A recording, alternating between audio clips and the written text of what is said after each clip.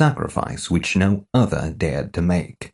Now he guards this place, seeking to keep the power that consumed him locked away. When this creature suffers damage, it no longer takes damage of that type. This resets when it is harmed by another source. Law 6 critically failed, but became a partial success due to other factors. Your sword won't hurt it. I need to hit it with something. Korash wasn't sure how he managed to warn Hime. He couldn't exactly breathe.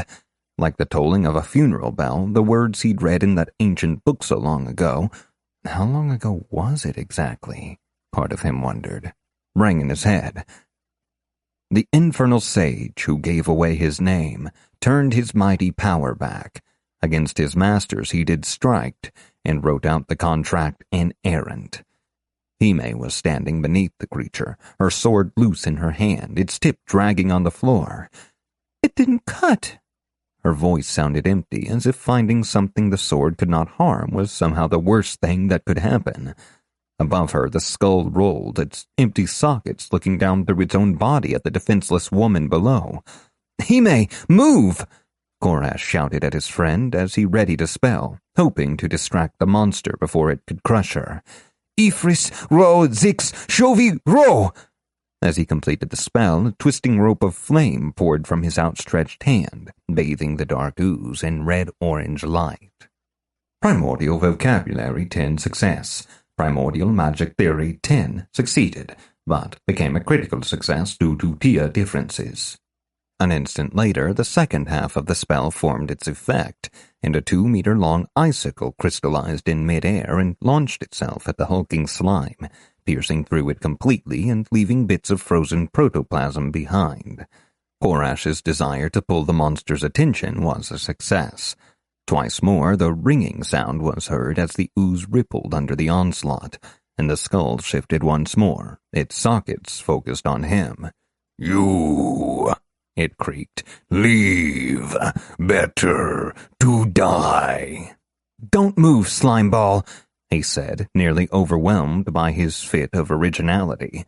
A spine shot out of the sage's bulk as fast as an arrow. Korash dodged to the left. Defense 5 failed, but became a success due to tier differences. A bony hand coated in black goo swung toward his face. He thrust an arm out to one side, spinning himself around and out of the way. As if in slow motion, he watched the cluster of phalanges and metacarpi as they missed him by centimeters. Defense 5 success. This move put him in the perfect position to see the skeletal fist currently plunging toward him. He tried to contort his body, but the slime had him dead to rights.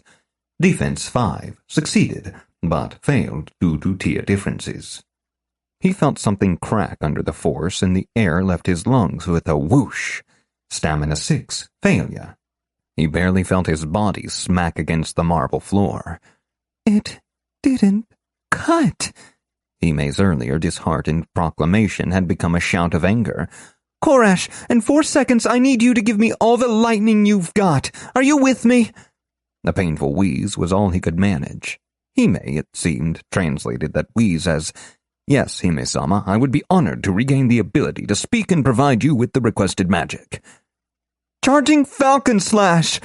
Korash couldn't see what she was doing because the slime had just impaled his shoulder with a rib that had been twisted into the shape of a meat hook. He fumbled for his staff before realizing it was still in his hand. He drew in a shuddering breath. From the direction of the infernal sage came a horrendous, wet, sucking sound, followed by silence. He fought with his lungs and was rewarded with another breath. He got another rib hook for his trouble, this one digging into his thigh. He opened his eyes against the pain. Hime was suspended in the translucent ooze, a look of serenity on her face. Her legs were folded beneath her. She looked like an ancient Sifu pondering the mysteries of the universe, unburdened by worldly cares. She held tightly to her sword as she pushed it through the slime. His mental count reached 3, and he hoped he was ready. He had to be ready. His lungs hurt, and his mouth was dry as he steeled himself to give Hime the lightning she had asked for. "Ram Rohanif Ka'ab-u!" The words almost didn't come. He tightened his determination around the pain and found the strength somehow. Stamina 6 failed, but became a success. Effort was used. Primordial vocabulary 10 success. Primordial magic theory 10 success. Lightning streamed from his staff and struck the jiggling mass, leaving arcs of electricity dancing over the thing's surface. He held tightly to his concentration. The mana drain was significant. He had less than 10 seconds. Then, Hime's sword pierced through the slime and the electricity surged as it was drawn into the metal. Korash's staff trembled in his grip as the energy poured out, and the bone hooks jerked and tore at his flesh as the slime convulsed. Stamina 6 failed, but became a success. Effort was used. As the lightning crackled from him and 1 second became 3, he could see that it was not simply the metal drawing it in. Hime was the locus of the power, drawing his magic into herself. With his arcane sight, he could see the flow of it within her, what she called Saishin. As the lightning reached her, it spread across her skin before vanishing, and the glow within her grew brighter. The hook in his flesh tugged once more, though it was weaker this time. Stamina 6 failed, but became a success. Effort was used. You have no more effort remaining. The black tarry substance sparkled now. The liquid shot through with effervescent points of electric starlight. In the center of this impromptu galaxy, the strongest person Korash knew held herself serene, the center and source of it all. His mana ran out. The lightning faded. The unknown sage exploded. Korash smelled old phlegm mixed with olives, and then consciousness left him. Chapter 66. 5th Floor. The Twin Locks of Ligios, Krakensport, Kingdom of Eastmere. Awareness returned, and Korash sat up with a gasp, his head still ringing. Still bleeding, he thought, so it hasn't been long. His health was draining slowly, and there wasn't much left. He saw Hime walk up to something on the ground and then stomp on it. "Hime," he called, his voice weak. She kicked something, a fragment of bone it would seem, and it spun through the air and broke against the wall. "Hime!" He managed to shout with the last of his strength. His voice broke under the strain. Looking cool 0, failure. "What? I'm busy having a tantrum!" She stomped a puddle of black ooze that was struggling to come back together. "Kinda bleeding to death over here." She stomped over, kicking things away from other things and obliterating puddles of muck as she went. She knelt in front of him and assessed his wounds, a cold look in her eyes. She was mad about something? Insight 2, failure. "You'll be fine. Don't waste my time on your little boo-boos." She stood and turned on her heel, nailing a persistent femur that was slowly gathering up gobbets of tar. It, too, shattered against a wall. He was at 80 health and dropping fast. Surely she could see that. He wanted to move, but he was in too much pain. His eyes fell on a packet of plain brown paper that lay on the floor next to him. It looked like one of the herbal concoctions Hime used instead of potions. He opened his mouth to tell her that she'd dropped it. No sound came out. A thought wormed its way into his head. What if he just took it? She had been foolish enough to drop it, after all. Wasn't it his?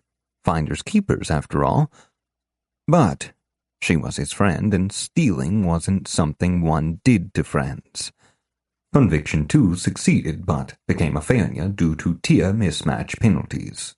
His wounds throbbed, and he felt his health ebb, and the moral quibble eroded in the face of the incredible need for the treasure. His hand reached out, fueled by that strange, unknown strength, and took what he deserved.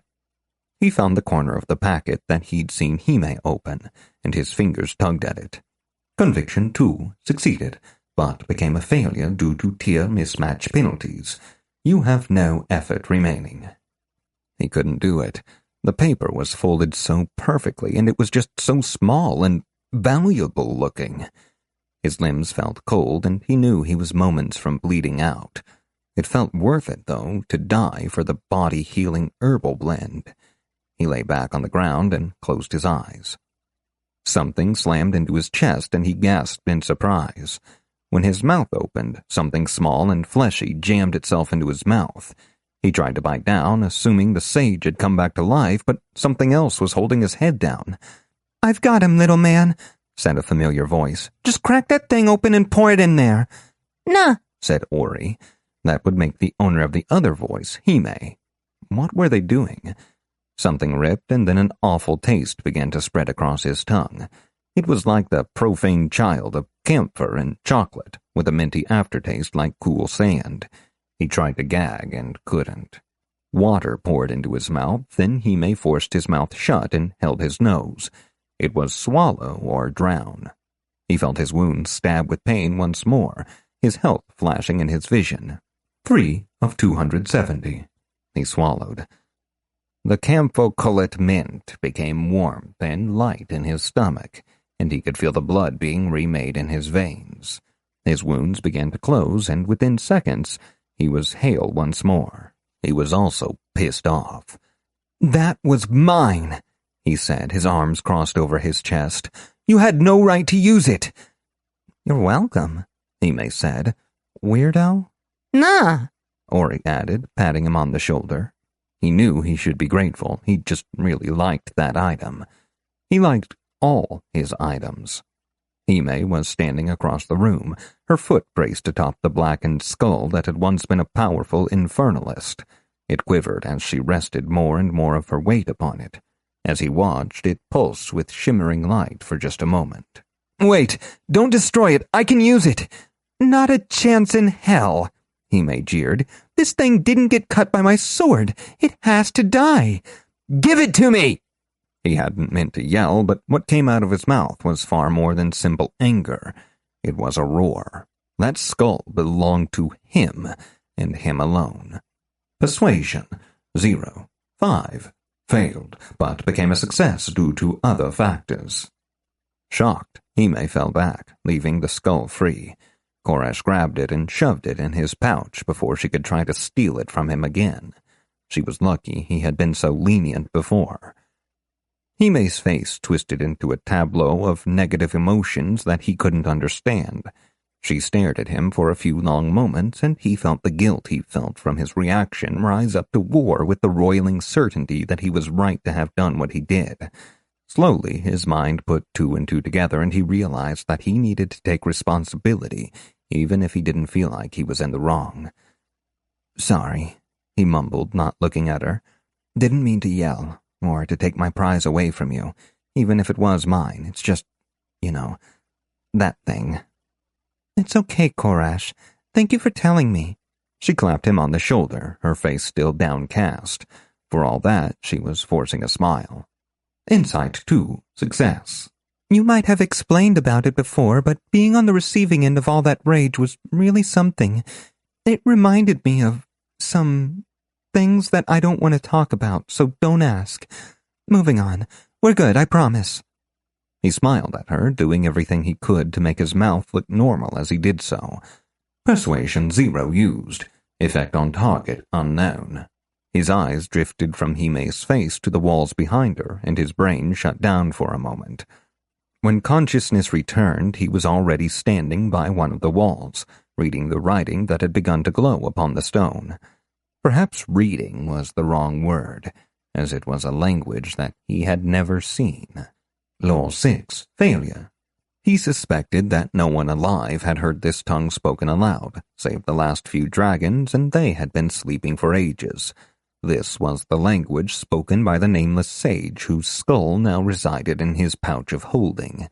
This had to be, the contract inerrant. "Hime, we're leaving." He had to get out. He'd unleashed horrors upon the world in ways that he'd never intended, and that was from beings who were known as, if not benevolent, then at least not the definition of evil. "What the what?" She stared at him, speechless. "We have to go. I can't let this happen." He turned and headed back to the ladder, placing his hand on an iron rung, prepared to leave this place and fail the quest Morrigan had given to him. Pain shot through his head, and his hand spasmed and released its hold on the ladder. Familiar words rang in his head. 1 cannot be held alone, nor 3, the first destroys the self. The latter, history entire, and 4 cannot be held by 1. The poem from the ancient book was burned into his mind, and as blood dripped from his nostrils, he understood the meaning of that stanza.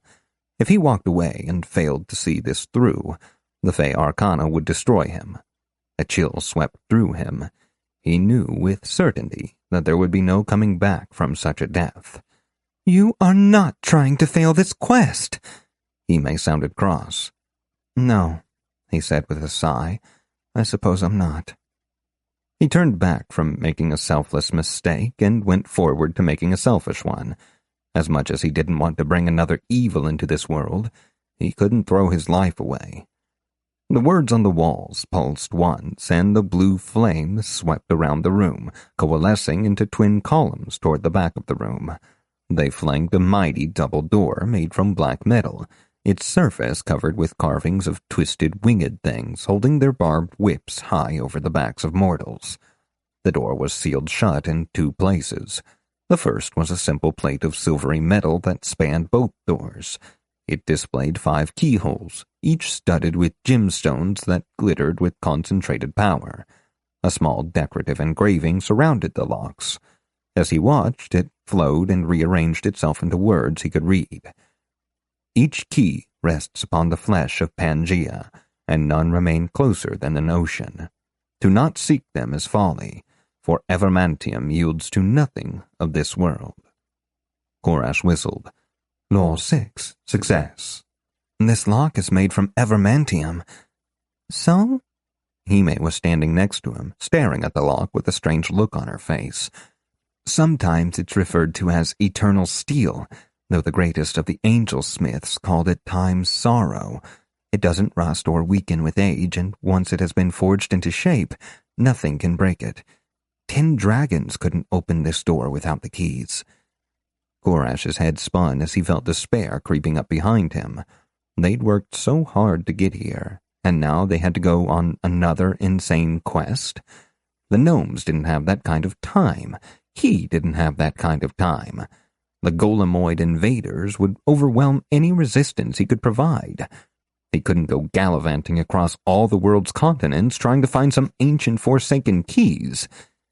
Hime stirred, and Korash felt the breeze. A bright sound echoed through a chamber, a shing like metal cutting metal. Hime sheathed her sword. The Evermantium was split in half right where the 2 doors met. "Okay, what next?" Hime was giving him that look that said, "I want the loot." But you can't just... That was Evermantium. I wouldn't be much of a sage if I let some stupid lock get in my way. Why isn't this door opening? There's another lock. Korash decided that he was done being surprised for the day. It was the only way to get things done with Hime around. "Is it hidden? Just point me at it." She was reaching for her sword. "Magic." "Damn, way to ruin my fun." One woman's ruined fun was another man's lots of fun. The second lock was indeed magic. Not aether, not mana, not even an enchantment. It was pure magic. He reached out to the spot where it felt strongest, which was just below the lock Hime had just cut open like it wasn't a priceless relic from the mythic age that would, according to the best scholars at the time, retain its current shape well past the heat death of the universe. Law 6, critical success. He could feel the magic coming in, pulled to this spot by the inexorable tide of ink that covered the walls. At the very center was a hole. He didn't need his etheric sensing skill for this. He didn't need the magical senses perk, though it might have been helping him in some unquantified way. No, this was magic, and he knew magic. He resonated with it. His motionless fingers could feel the edges of the magic. His eyes saw the empty spaces where power should have been. The places that, once filled, would open the way. It was not his mind or his body or even his soul that explored the lock forged so long ago. It was his very being. himself. The me that was himself, and the me that wasn't and yet was. He did not understand, but the act of not understanding allowed him, paradoxically, to know. Without moving, he went to stand within that void. It was all around the two of him, though it was smaller than a thread. Into that space where no magic could flow and where no sound existed, the three of him shouted his name. And it was not Korash, nor was it Arthur. As the door swung open, a single line from the contract in errand settled upon his metaphysical shoulders like a cloak of authority, into his mind like a prosecutor's last desperate defense, and around his wrists like chains.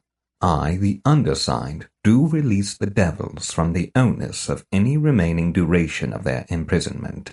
See Appendix 12. According to the terms laid out within Agreement 2.472.18, subsections D, F, R, AA, BQ, and LLL. 13. I agree to bear the responsibility of their parole to the extent that I am able, unless good faith is broken or otherwise dispensed with. See Covenants 18, 71, 200, and 201.1919.3. Subheading B for good faith establishment.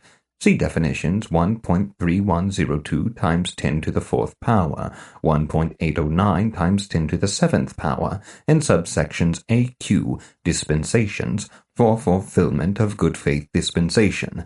See definition 0.8989 times 10 to the 4th power for information on parole.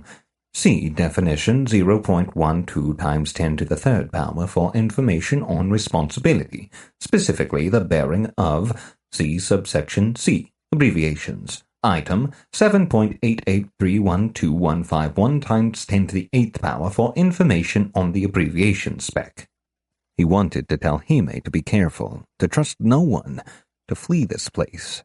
Instead, he just stepped forward into the vault of law. Chapter 67. The Vault of Law, the Twin Locks of Legios, Krakensport, Kingdom of Eastmere. He could still feel the swirling magic of the contract as he walked with Hime through this place that wasn't, on narrow paths of dark green stone, lit by light that wasn't. There was no above, for this place was all down and no up. This, like many other things, was a necessity. To either side, circular pools of all sizes were carved, or perhaps worn into the rock. The pools were filled with crystal-clear water that, Korash was sure, went down into unimaginable depths. He could have looked, and the not light would have gone down forever. But Korash did not look, for the pools were also filled with tadpoles. They wriggled and writhed and fought for pride of place, revealing that layers upon layers of their amphibious kind inhabited the endless waters. Some pools were only a few centimeters across, while others were at least a kilometer, but the density of the polywogs was the same everywhere.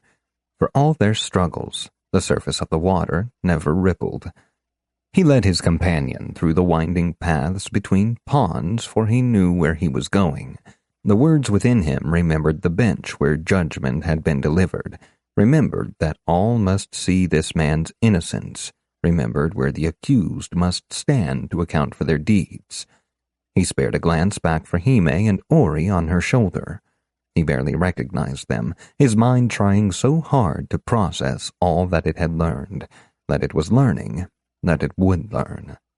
This was not like the first time, however, when he had met Amnok and been shown the high magic. At least, it wasn't yet. A part of him wondered when a part of him would wonder why he wasn't made to worry, thinking about that time. It was all linked up with that strange taste in his mouth, the one he tasted now. He knew that much. It was why, sometimes, things were fuzzy, why his arm hurt. But the magic called to him, asking him if he knew what he must know. Here, today, it would all be finished, written, consummated. He did know now. His mouth did not taste of medicines with unknowable names. The names he must now speak were far more important. He did not know why his vision seemed so fever-bright, for there were events his eyes must see that were far more immediate. His arms did not hurt. The old, the unimportant, the almost forgotten, they must be left behind. If he tried to hold on, Korash would be washed away, and there was no other strong enough or near enough to do what must be done. Plop, plop, plop, blort, squip, thwop, blorg. Tadpoles rained down around them, each struggling against gravity. Most landed in the pools, which were now swirling in vortices clockwise and anti-clockwise.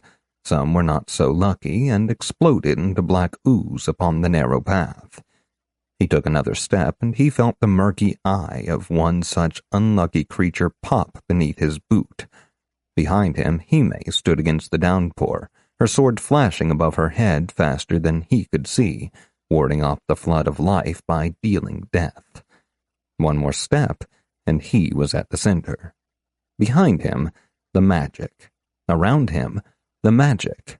13 strands in all, written and rewritten in the blood of one man who had done what no other could do. Beyond all the endless definitions, the countless warranties, and the terrifyingly short statements of action, there was the final piece, the statement of authority. I, Korash, though not of that name alone, stand within the vault of law as the rightful representative of the mortal races. Whereas I bear the rightful title, I do so affirm the truth of this right. His voice rang with strange authority. It reminded him of Amnok in the Fae, though he did not want to follow that train of thought. Water roared, and a column of tadpoles 10 meters across poured from above, less than a meter from where Korash stood. They landed with force, most obliterated in an instant. A billion tiny lives were there and gone in the 3 seconds it took for the rushing biomass to disappear. Ah, a voice as smooth as honey said as the last of the flopping things returned to the water. It's so nice to be back. Ligios wore a man's face with spun gold hair that fell to its shoulders and ringlets in glittering ochre eyes with horizontal pupils. Its skin had a golden sheen to it, offset perfectly by the alabaster suit it wore. Diamond cufflinks glittered in the naught light. Oh, goodness, my dear boy, you do smell of Titan's earthly ilk. It stared at him like its heart was broken for his misfortune. Care to let me take care of that for you? A bit of perfume, perhaps? Korash remained silent, for this was just a part of the assurances. No? Alas, I'd so hoped to have done with this dreadful contract. I don't suppose you'd see fit to let me stretch a bit. It's been terribly cramped in here. The devil flashed a smile that could dazzle the dead to life, or burst the hearts of the living. Korash felt none of that, for the power of the contract shielded him. He heard Hime collapse behind him, overwhelmed by the intense charisma, her breath coming in short gasps. He said nothing, nor did he look back. This action, too, fell within the assurances. Smoke rose from Ligios's pristine suit, and its right eye twitched once.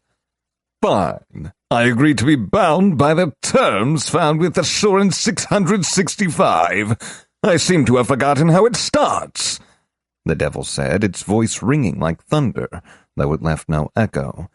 Its smooth-skinned hands clenched into fists, and black ooze poured from between 2 long fingers as its own claws tore its flesh.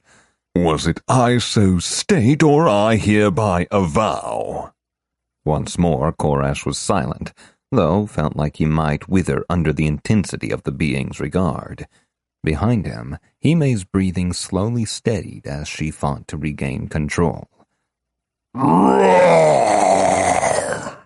Thrice offered, thrice ignored. I must declare the terms of Assurance 83 in its entirety properly fulfilled.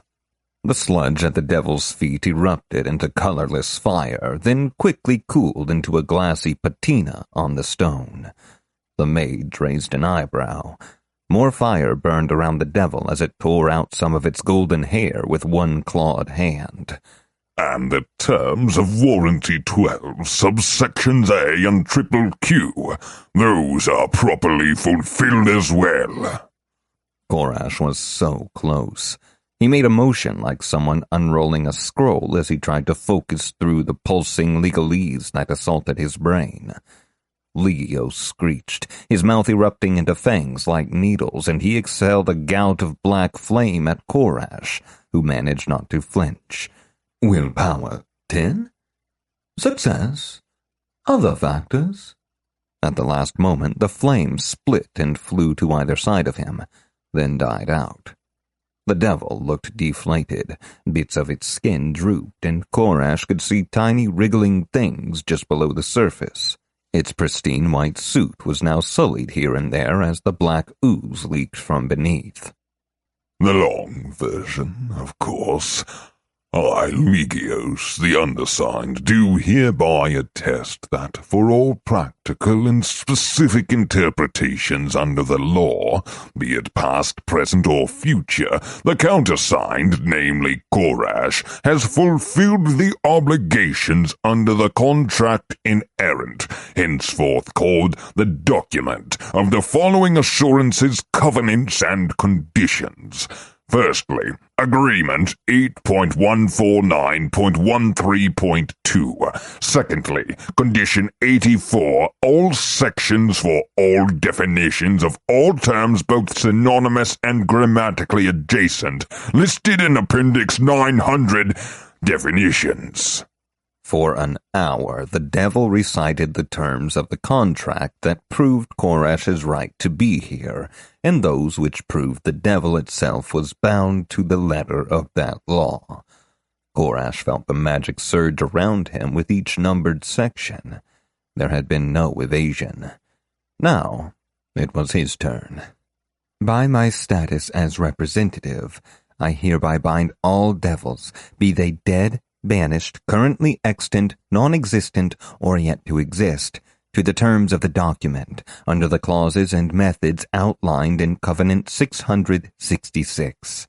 The air was still as it awaited his next words. Of all the horrors he had tried to avoid by escaping this place, this one was the worst. Only the knowledge that the consequences of an incomplete contract would be far worse than what he was about to do allowed him to continue. He steeled his will and prepared to promise what should not be his to promise. And, he continued, his throat dry, I accept the binding the clause places upon myself, and, through me, upon all the mortal races. All around him the tadpoles began to thrash. They opened their tiny, toothless mouths. "We are so bound," they cried, their voices choked with mucus. You are so bound, said Legios, its suit pristine and its skin smooth once more. The tadpoles dove deep down into their pools, released to fulfill their contracted purpose. And now, my dear Nightman, Legios purred, we have the matter of your reward. Quest complete. Find the ruins. Reward. Elder magic unlocked. Infernal Arcana. As you have claimed your second Arcana, you have allied the cause of the devils to that of the Fae. Well done. Had things gone differently and you had chosen the angels, they would have made demands of our unseelie forces that would have been unpalatable. The shock of Morrigan's suggestion that he could have chosen not to unleash ancient malevolent forces bent on debasing all life was all-consuming, but it could not stand against the power of the system's revelation of his new arcana. Instead, the anger retreated to a dark corner of his mind, to be examined and acted upon at a later date. Infernal Arcana. Devils embody the cosmic force of corruption, seeking to turn beauty into ugliness, weakness into strength, and foundations into dust. Each pact you make will strengthen some aspect of you and change or weaken something else. You cannot know the exact nature of each deal, but you do know the payment you make to accept. As a holder of the Arcana, all devils know your name, and the pacts they offer will always be more favorable to you than they would otherwise be. Cool, I got a new skill. Korash jumped as Hime spoke. He had forgotten she was there. What payment are you seeking for your service? The pulsing magic of the contract had lessened. He could still feel it, though not as acutely as before. It would not be able to guide him through his first infernal pact. Just a small thing, my friend, said Ligios, its smile bright. Give me one of your lives. Korash blinked. That hadn't been what he was expecting. He took a moment to consider the offer, trying to find the pitfalls that he would need to avoid. I must be promised that this will be an immediate payment, not claimed in the future. I so promise. The devil licked his lips. I must be assured that the life will not be the current one I live, and that your use of this life will not affect my own behavior or perceptions. Oh, certainly not. You will never even miss it. Only one addendum left, so you'd better make it a good one. I will only accept this deal if I'm guaranteed to return after death at least once more. It was the true god who determined if an adventurer returned after death. Seeking new challenges was the primary factor, and Korash certainly didn't have any problems doing that. Then our pact is formed. Ligios swept out a hand, and a single drop of black ichor flew through the air. It spattered against Korash's forehead. He screamed as what felt like burning shards of jagged ice burrowed into his brain. The last thing he heard before he was in too much pain to process sound was the devil's voice. So, young lady, what can I do for you? Chapter 68. The Vault of Law, the Twin Locks of Ligios, Krakensport, Kingdom of Eastmere. You have gained your first pact. While a pact's benefits are influenced by the devil with which the pact is made, you may choose whether those benefits provide a variable or a static bonus. The variable bonus is limited by being quite weak while corruption remains low, but it becomes incredibly strong at high percentages. The static bonus will provide a consistent, much smaller benefit, being equivalent to a variable bonus at 33% corruption. Static pacts also carry a higher initial corruption increase than variable pacts. Korash felt the knowledge of corruption's mechanics seep into his mind even as something spread through his physical body. He felt like his blood had been replaced with slugs and they were all in a hurry to get somewhere. He thought he might be unconscious since he couldn't hear or see anything. His brain was working fine as far as he knew.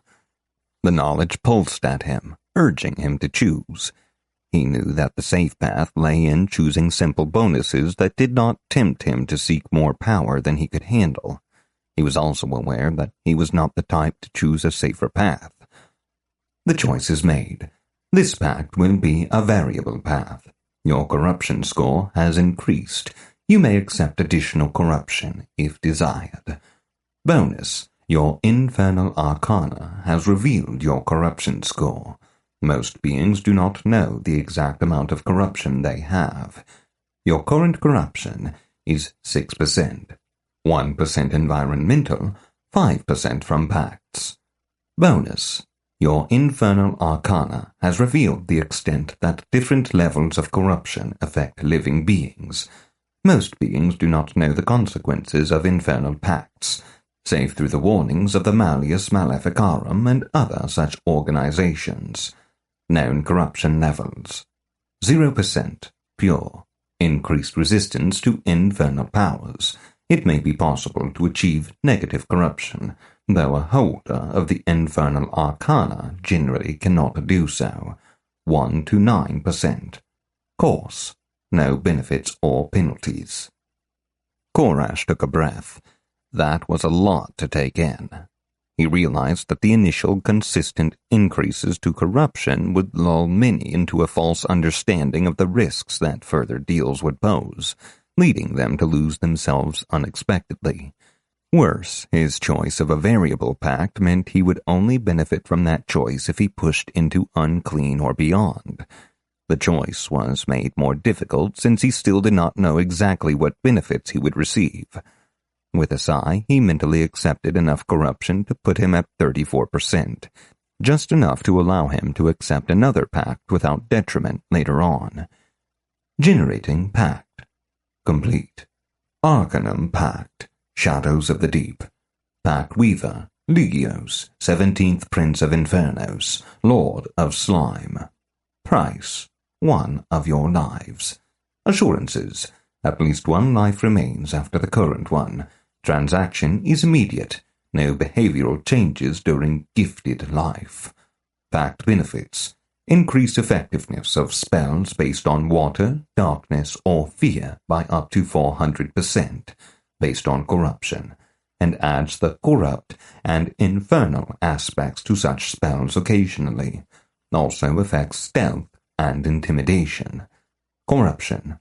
Aura mastery and inviolate aura may no longer be used at anything less than full intensity, may not be invested with light or fire energies, and use is considered an intimidation effect. As Koresh felt the pact worm its way into his soul, the slugs in his veins began to dissolve, spreading a numb, cold feeling through his limbs. He opened his eyes slowly, unsure of what he would see. He lay in the chamber where they'd fought the sage. Hime sat next to him, her legs folded beneath her and her hands clasped in front of her stomach. She was clearly meditating. A small handwritten note sat on the ground in front of her. It read, "Kay, when you wake up, do me a favor. Hit me with all the lightning you can manage. I'll pay you back when I'm done here." He spent a few minutes thinking of the right spell to use and ignoring the notifications that poked desperately at his mind, waiting to be acknowledged. Finally, he thought he had a decent idea. He stood, feeling something squish beneath his boots. He ignored the distraction in favor of steeling his mind to cast the spell, took a deep breath, and began. "Ram ridios leget na Mike warhalda." The last word echoed from the walls, and Korash felt most of his mana leave him. Above Hime's head, a small orb of lightning winked into being. It spun in place, buzzing slightly, and a bolt of blue-white electricity arced from it, striking Hime right on the top of her skull. As he'd expected, the lightning sizzled and was absorbed, pulled into Hime's center, whatever that was. His task done, he took a moment to wonder what he'd stepped in. He lifted his foot off the ground, expecting to see a remnant of the powerful slime. Zap! A lightning bolt arced out of the floating orb and struck him in the chest. The bolt's power did not dissipate when it struck him, however, and he felt some of his health evaporate as the shock traveled through his body and seemed to concentrate in the foot that was still on the ground. He threw himself backward, putting as much distance as possible between himself and the lightning. He'd wanted to show off, so he'd made the tiny orb permanent, but that meant he hadn't had enough power to add the vital life force or obedience words to the spell, so the tiny elemental would just spin in place and shock anything that came near, rather than being able to follow Hime around. As he looked down to where he'd been standing, he understood the squish that he'd felt with every step. Where he'd been standing were 2 slimy outlines of bare feet. The notifications he'd been ignoring pushed themselves into his mind. Corruption trait, minor, backwards steps. Effect, when leaving footprints, your trail appears to lead in the opposite direction.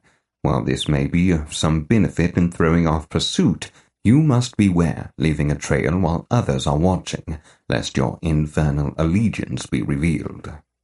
Corruption trait, minor, Limousin lingus. Effect, your tongue is coated in dark brown spots like a slug.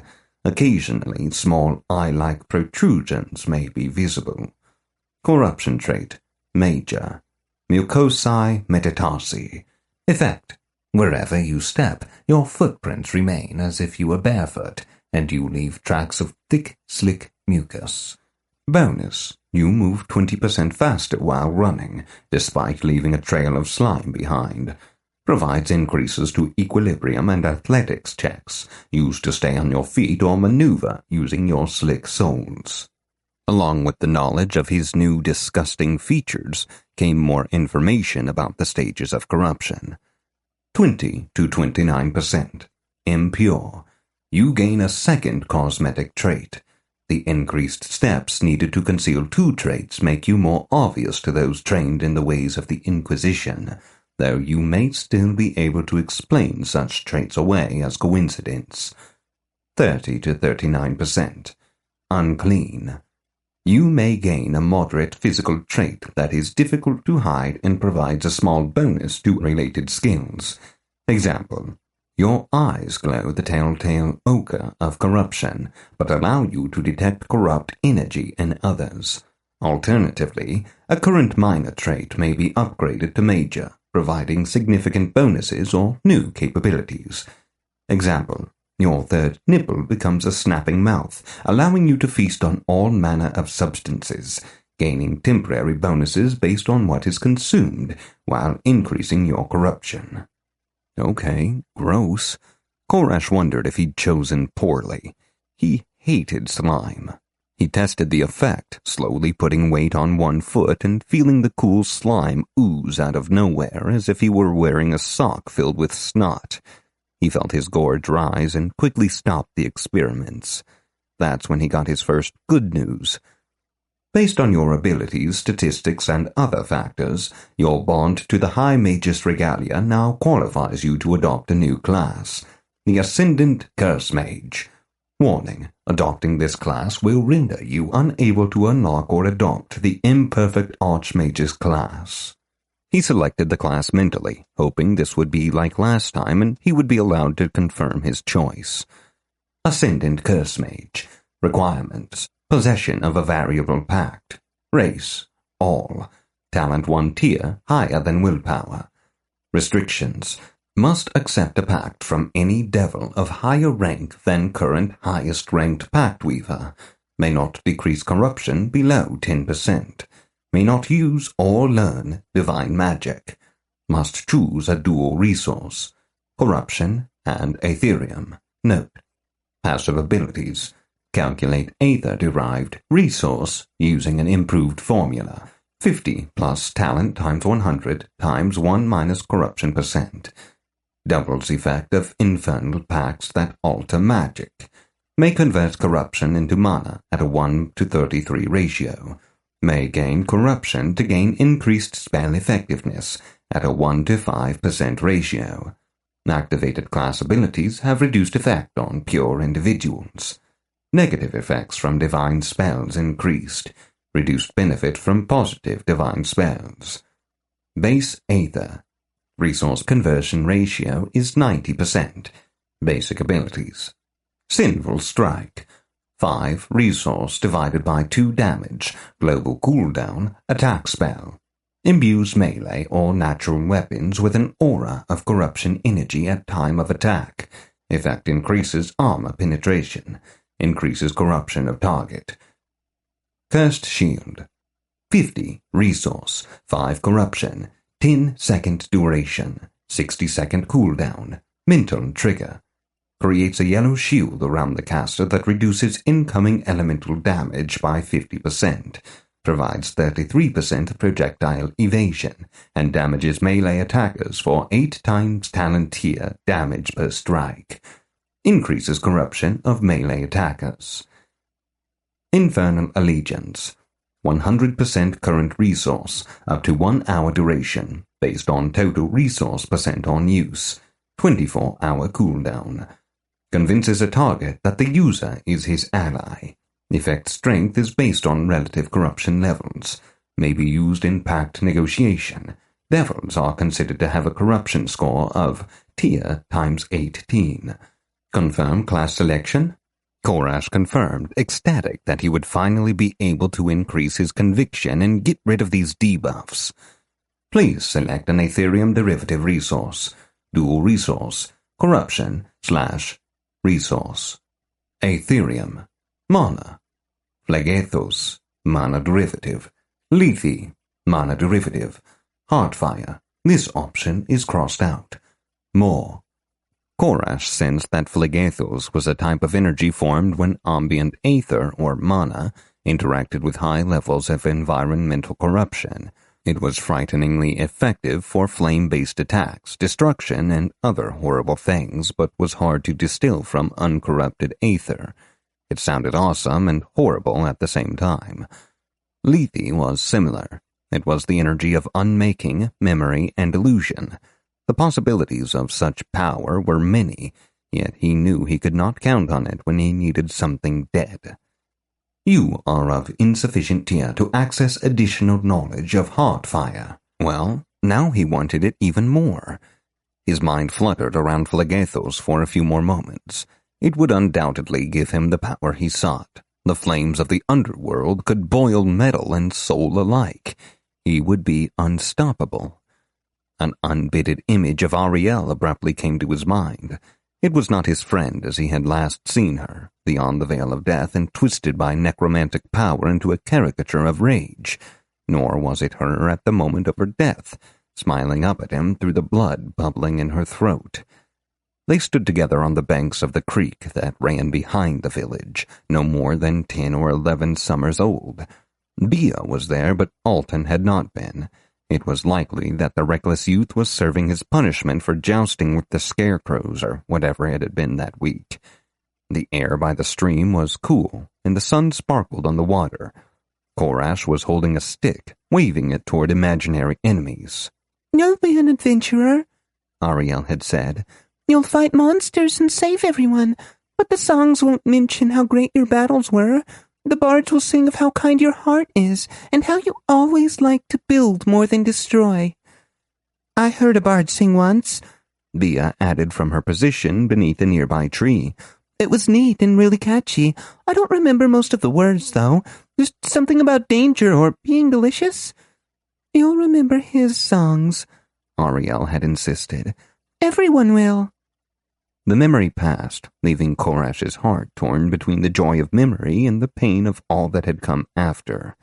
He selected mana once more. Moments later, Hime stirred. He turned to face her, and her eyes opened. She spun away from him, an impressive feat, considering that she did not leave her meditative pose, and her hands seemed to blur as she did something he couldn't see. She grew still after a few seconds, her shoulders slumping in relief. Insight 2? It's a success. Why am I... "You can turn the lightning off now," she said, turning her head in a futile attempt to see behind herself. "Afraid not," he said, smiling. "Just do it. We've been down here long enough." "No, I mean it. I didn't know how long you'd be, so I made it permanent." She sighed. "Of course you did." She tensed, then flexed her hips. The movement pushed her body up and forward without disturbing the pose in which she sat. Her awkward mid-air tumble turned into a handspring, and she unfolded her legs as she flipped, landing on her feet with not a hair out of place. To Korash, the whole thing had seemed to take place in slow motion. "Beautiful," he breathed, rendered nearly speechless at the flawless display of athletics. Mixed messages 0 failed for sure. That was a bad one. As he spoke, he saw Hime's ears turn red. He shook his head back and forth, feeling like he had water in his ears. His skill notification seemed off somehow. He felt blind without the gentle whispering of the system in his ear, but the manual of instruction's most central tenet was clear. Above all else, my children, remember that the height of wisdom can only be attained after first turning off what vexes you, then turning it back on after 10 seconds of reflection. "No, don't do that! Damn it, why?" The notifications grew silent, and something hit him in the head. Hard. "Ow! What was that for?" He rubbed the spot while glaring at Hime. "I kept talking, you just weren't listening. You were muttering to yourself." "Sorry, what did you want?" He wasn't sure if he was annoyed or apologetic. She pointed to the ground next to his feet. A wooden bakken lay there, so he picked it up. It was a few centimeters longer than his own rapier, but seemed to weigh about the same. He looked at her, wondering why she had thrown a sword at him. I promised you a reward for hooking me up with that sweet lightning session, didn't I? This hardly seems like an appropriate reward. His words were a snarl, and he felt his eyes flare green, though he had not intended to respond. Whoa, easy there. That piece of wood isn't a reward, it's a tool, one I will use to train you, in blades. The anger in his chest withered, and he threw himself to his knees out of pure reflex. Sensei! He shouted. She chuckled at him, pulling her own Bakken from nowhere and assuming a fighting stance. Yeah, save it. We've been down here a crazy long time, and we need to get moving if we want to take care of this stupid robot invasion. We're going to train until my next stupid meeting. You're going to think up a plan while I'm gone, and then we're heading back to the surface. Korash actually would have preferred to use the time to work out some sort of enchantment or something. He didn't have the guts to tell her that. Yes, Sensei. He darted forward, and his Bakken left his hand, which suddenly hurt for some reason. Again, she said, a merciless look in her eyes, and he had no choice but to obey. Chapter 69. Joan Mallory's Home. Joan Mallory had been sitting there for hours, just staring at the gun on the table. A Beretta M9, her father had called it. She wondered what he'd think of her plans. It had been the girl she'd seen in front of their headquarters, the one she'd given the flyer to. She'd called not long ago, confirming what Joan had always known in her heart. Arthur was alive. They were keeping him isolated somehow. He never called, never sent a message. He had never been the best at that, but he'd been better than this. She was tired of getting the runaround, and she was tired of their high-priced lawyers and their cease-and-desist orders. I shouldn't even have this thing, she thought. Gun reform had started to gain more traction in the early 20s, and after the Law Enforcement Reform Act of 2023, most firearms were illegal to own without special, expensive permits. Permits she didn't have. She just hadn't been able to part with this relic of her father's, so she'd hidden it when the search team came through. She never imagined that almost 3 decades later, she'd be considering using it. Her wearable buzzed at her, and she glanced at the small screen out of habit. As she read the mail notification, she jumped up and rushed to the dock that waited on the nearby desk, slamming the core down into the slot harder than she probably should have. The screen took precious seconds to turn on. She'd never seen the need her son seemed to have for all the latest gadgets. She'd had this thing for 10 years, and it had been old even then. She didn't even understand why anyone would need more than a 4K display anyway. What were they advertising now? 16? The screen finally revealed the message along with the tiny paperclip that still meant attachment. She smiled as the memory of a young Arthur asking her what it was flitted through her head. Her smile evaporated as she read the subject line. From Prince of the Digger at iotserve.oneirosoft.com to Mother to the Power of 2, Joan.Mallory at infini.mail. Subject, Feel the Fear. Sweet Terror. Alive in the Flesh. See you soon. The attachment was a grainy JPEG of some sort of laboratory. Here and there, large devices glowed with lights, their round barrel-like shapes reminding her of submarines. A square glass window set in the machine was the focus of the picture, and Joan could just make out a blurry shape within. It could have been a human. Then she saw it. A handwritten sign like one used to find on hospital rooms before teledocs shut so many down. It read, Subject 029, AM, Full Dreamland Containment.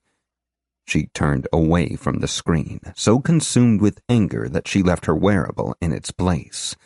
This was not something she could use a public car for. She'd have to take her dad's old Subaru. She hoped she could find the keys. She hoped it had gasoline. She hoped nothing had broken since the last time she'd fired it up. She hoped for so many things. She moved toward the door, then stopped. Once more, her eyes fell on the gun. Chapter 70. Meeting Room 19, 1 Aerosoft HQ. Rachel, I don't think you understand the risk you're taking. When you reported before that your pain was down, that was one thing, but this little stunt could have set your recovery back by months. That's if it hasn't done permanent damage. Dr. Ben was angry, though he tried to hide it. Rachel wondered if his ability to hide his emotions was why he'd been assigned to her. Look, I'm not going to argue with you. The pain is gone, except for what is obviously coming from the screws. I left my braces in the room because I was running late and because I don't need them. Ben sighed, then removed his glasses and rubbed the bridge on his nose. He sighed again. If you're sure about that, then we need to run a full suite of imaging scans. If we can find evidence that the nerve damage has begun to heal, then maybe we can talk about next steps. Rachel was suddenly angry. The man never listened. Still, there wasn't much use in fighting the system. Sure, let's get it scheduled, she said. We need to do it now, Ben replied. I'll send for a wheelchair and we can go down to medical right— Fuck that, she spat. I've got shit to do. Sorry to be blunt, but I only came to this meeting to be polite. She was so done with this. She had other places she needed to be, and this little meeting was on her last nerve. It had been almost physically painful to leave Korash behind when she knew he needed her help. Arthur, she reminded herself. She'd left him alone to come here in the first place. Getting yelled at for doing it was the last thing she was going to put up with. Well, if that's how you feel— the doctor was obviously shocked at her uncharacteristic behavior. Let's just run through the standard questions and call it a day. He wouldn't meet her eyes, instead fiddling with something on his wearable. In the silence, she heard it vibrate once. Fine with me. Okay, first, rate my play experience in general since the last meeting. I'd give it a 5. It was obviously higher than that.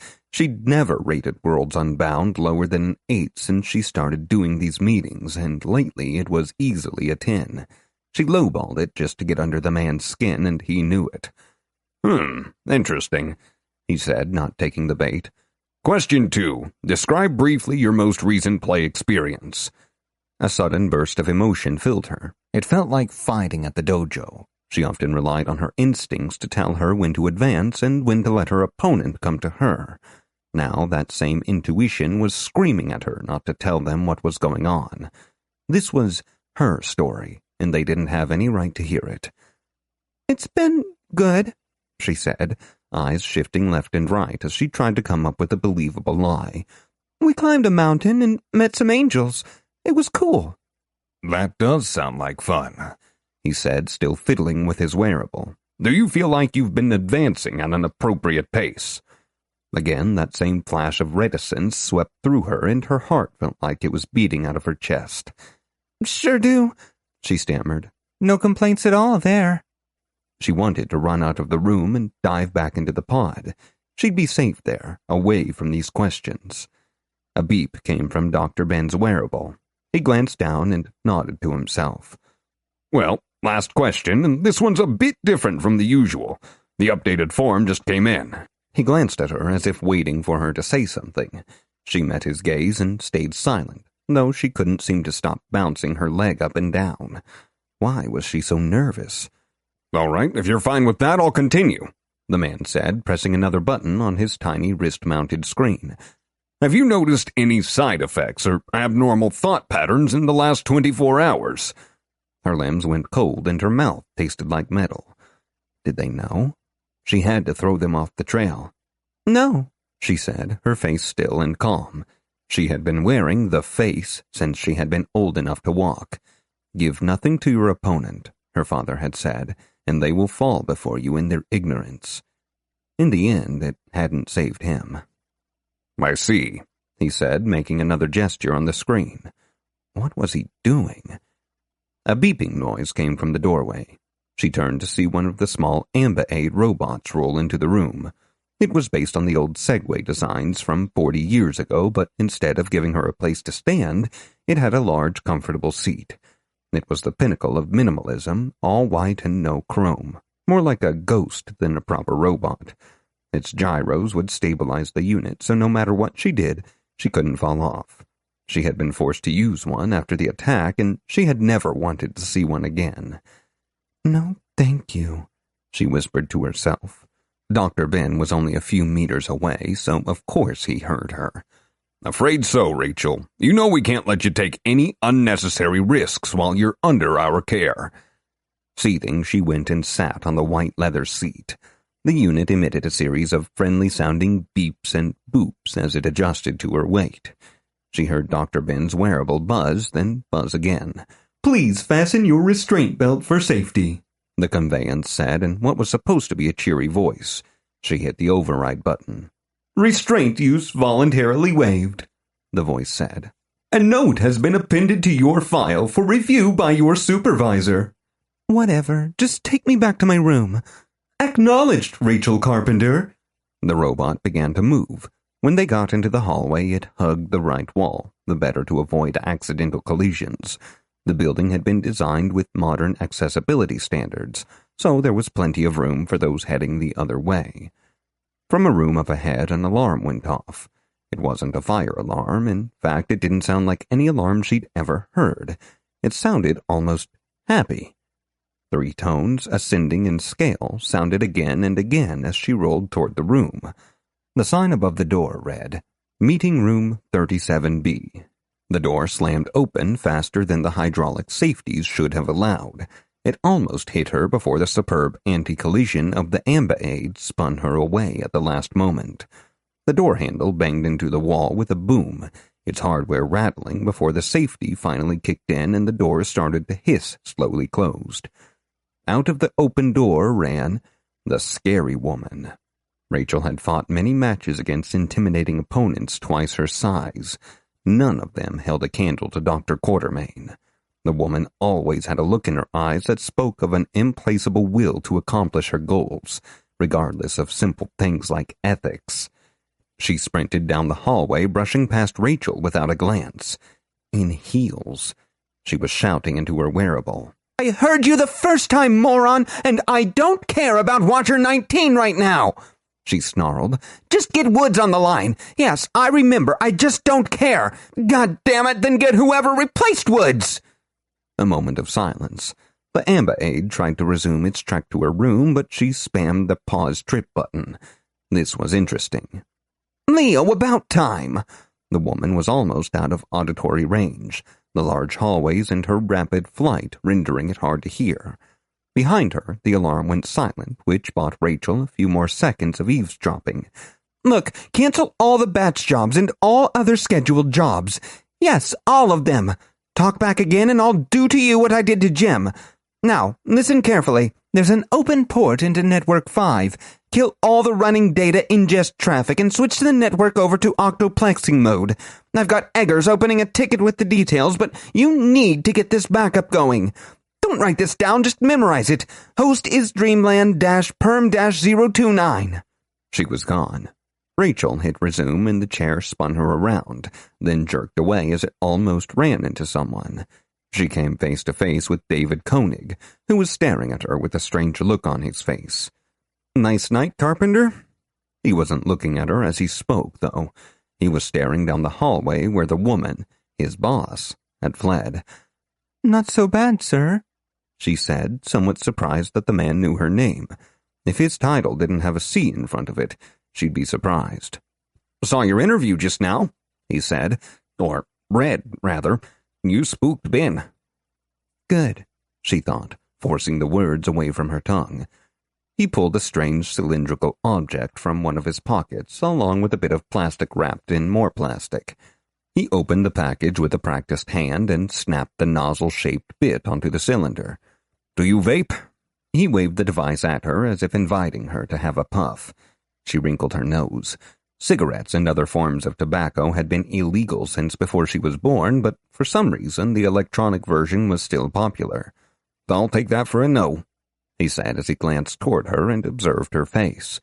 He took a large puff and exhaled, the mist spreading through the air in front of her. Her nose caught a whiff of mint and something else familiar.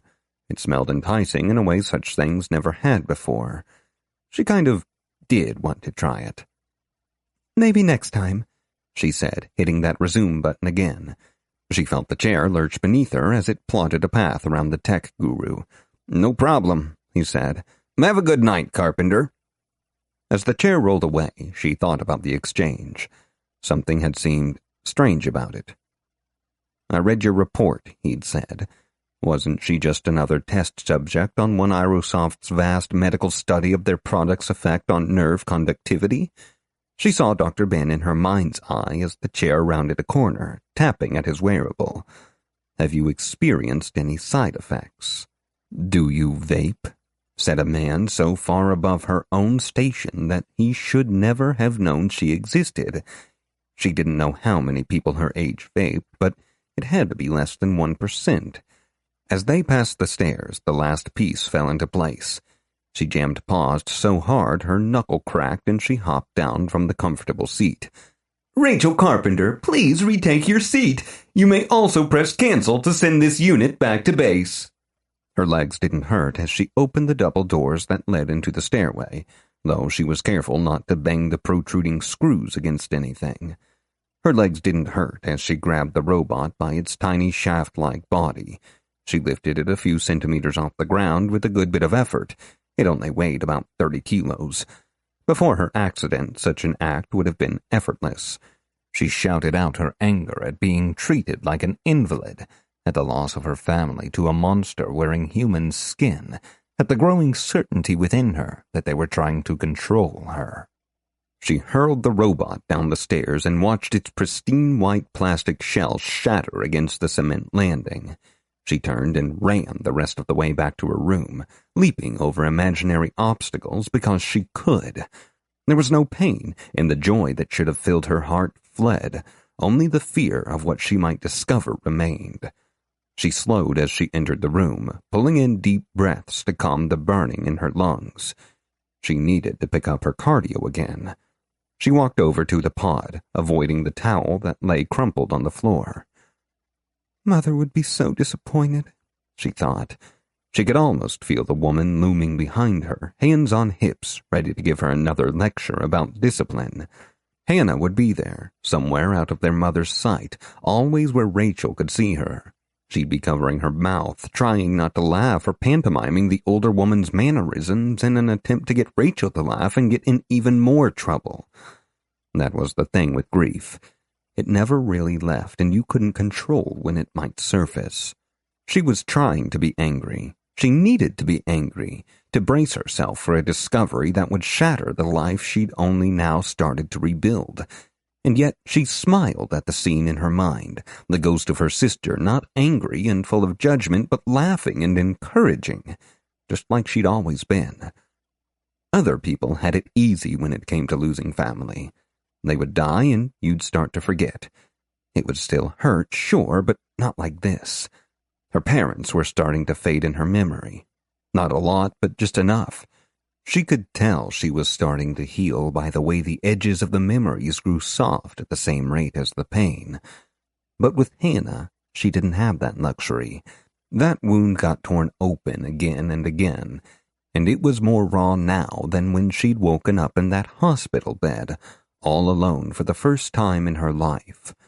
After all, how could she forget someone's face when it just stared back at her whenever she looked in the mirror? She opened the hatch and the smell rolled out, half-absorbed bodily detritus, the odor of plastic, and something else, something she'd just thought was the smell of the biogel, until she'd smelled it just now in the hallway. "Do you vape?" Gagging, she slammed the pod shut once more. She couldn't leave Arthur alone, trapped in a game. She knew that was a fact. Not after what she'd done, what she hoped they still didn't know about. Had she gotten far enough from the building before she'd made that call? She practically ran away from the pod and the miasma that surrounded it. In her haste, she was careless, and one of her screws caught on something, which fell to the floor with a clatter. It was her wooden training sword, just like the one she'd been using in the game. She picked up the bokken and brushed the dust from it, ashamed that she had disrespected the weapon by ignoring it for so long.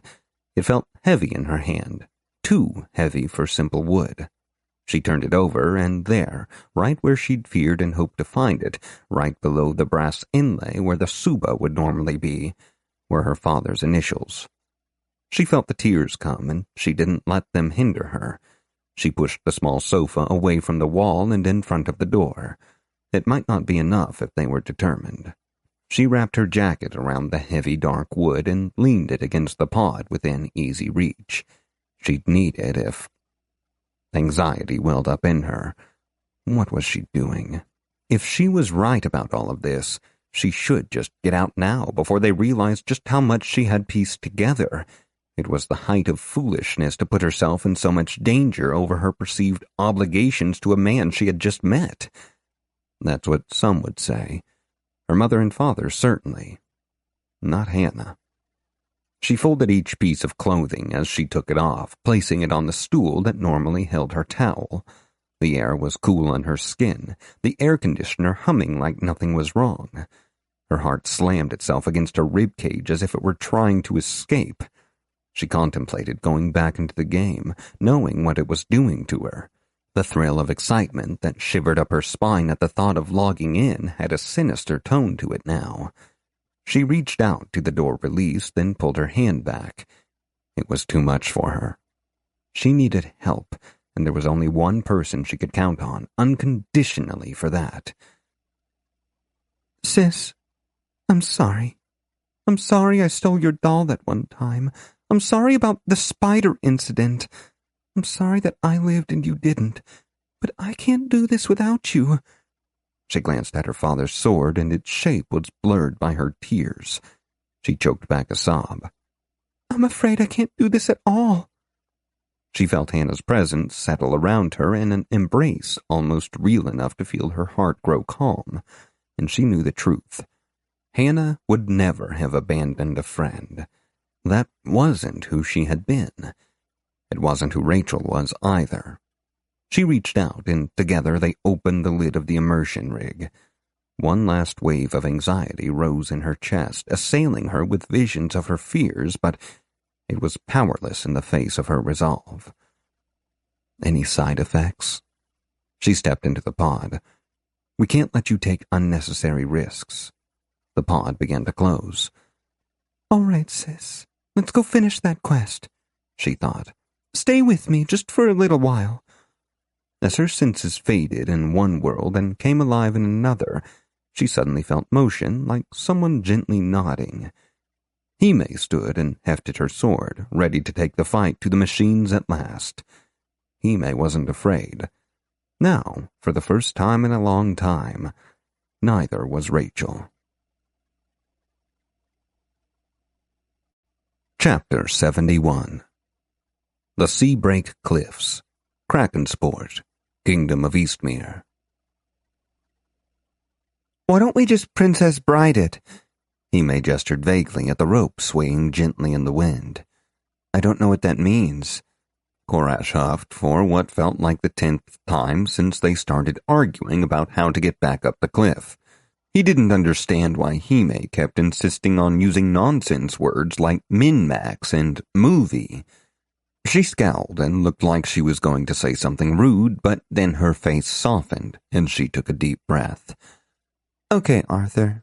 Sorry. How about I just carry you up? You can hang on to my neck. No way. My arms would give out. Let me think for a moment. Korash ignored her latest use of the strange nickname she'd given him. They'd spent all that time training, then Hime had logged out. While he'd gotten his plan together, and now that she was finally back, he was anxious to track down the metal golems and destroy them before they could hurt anyone else. His mood had been going downhill ever since they discovered that they'd apparently wasted an entire day down in the dungeon. It was night once more, and the increased skill with blades he had earned from the sage's training would not come until he saw the sun's face. Got it. Let's tie a loop in the end of the rope. You can climb up first and then pull the rope up with me on it. That seems like the easiest way. Easiest for you, maybe, she groused. You're the one with all the magic. Why can't you just summon some gryphons or wyverns or something? Korash winced at her pronunciation. "It's pronounced griffin," he retorted, "and the cost to summon flying creatures like that would use most of my mana. It's wasteful." "Fine, have it your way." She tied the loop faster than he thought was possible, then started climbing the rope. She wasn't even using her legs to grip the rope, nor was she grunting, sweating, or exhibiting any discomfort. "That's what I said," he heard her mutter to herself as she climbed. "Griffin." "It's Griffin." This time he kept the venom from his tone. She paused in her ascent to gesture at him. He wasn't sure exactly what the extended middle finger meant, though he had a pretty good idea from the context alone. As she reached the top, she braced her legs against the cliff face and kicked off, using the rope to swing out away from the cliff before pushing off with just her arms, doing an aerial somersault and landing out of sight at the top. Korash shook his head, awed by the beauty of the maneuver and more than a little jealous. He might be able to pull off the move thanks to his elven grace, but he'd need to be in the position first, and he knew his grip would fail. He put his foot into the loop and hugged the rope as he began to swing, staring upward so he could see when Hime began to pull. Instead of Hime, he saw a red beam of light streak by. It vanished over the ocean in an instant, the cliff glowing red as it passed. The effect reminded him a little of the crab he'd fought. He heard Hime shout, and the sounds of battle echoed so loudly he could hear them even this far away. He refused to let himself panic. He knew he wouldn't be able to count on Hime pulling him up in the midst of battle, so he needed to find his own way up. Grimacing, he pictured a griffin in his mind, preparing a summoning spell, when a volley of the light beams shot into the night once more. If he tried to fly up, he'd need to avoid those weapons, and he wasn't sure he was a skilled enough flyer for that. An explosion shook the cliff, and pebbles rained down from above. He needed to move. Another second went by as the sound of metal on metal grew more frequent. Why was he having so much trouble thinking of a spell? The problem solved itself at the same instant he realized what the problem was. As an ancient master, he had received a bonus to improvised spells. Now, that bonus was gone. He called out the spell that had come to him, hoping it would be strong enough to do what he needed it to do. It was complicated, and he had never used most of the words before. "Sha vitalis compluso vis vos sic mo mixo." As he spoke, he felt the pressure building in his throat. With his increased mana reserves, it was easily something he could handle. The last word of the incantation, the one that would ensure he did not waste another moment with Hime in danger, was a doozy. "So vis vos sic mo mixo." His tongue felt like it was going to split in half, and he almost bit it several different times, but he managed to complete the spell without issue. Beneath his hands, the rope writhed and pulsed like a snake taking its first breath. His magic had imbued the rope with life and bound it to his will, then invested it with the most powerful movement effect possible. "Take me to the top of the cliff where the battle is," he thought at it. The rope throbbed in agreement, then snapped like a rubber band, launching him into the sky faster and higher than any arrow. "Ah!" He screamed involuntarily for a few moments before he realized the rope was still wound around his waist. He felt something tugging at his robe. "Ah!"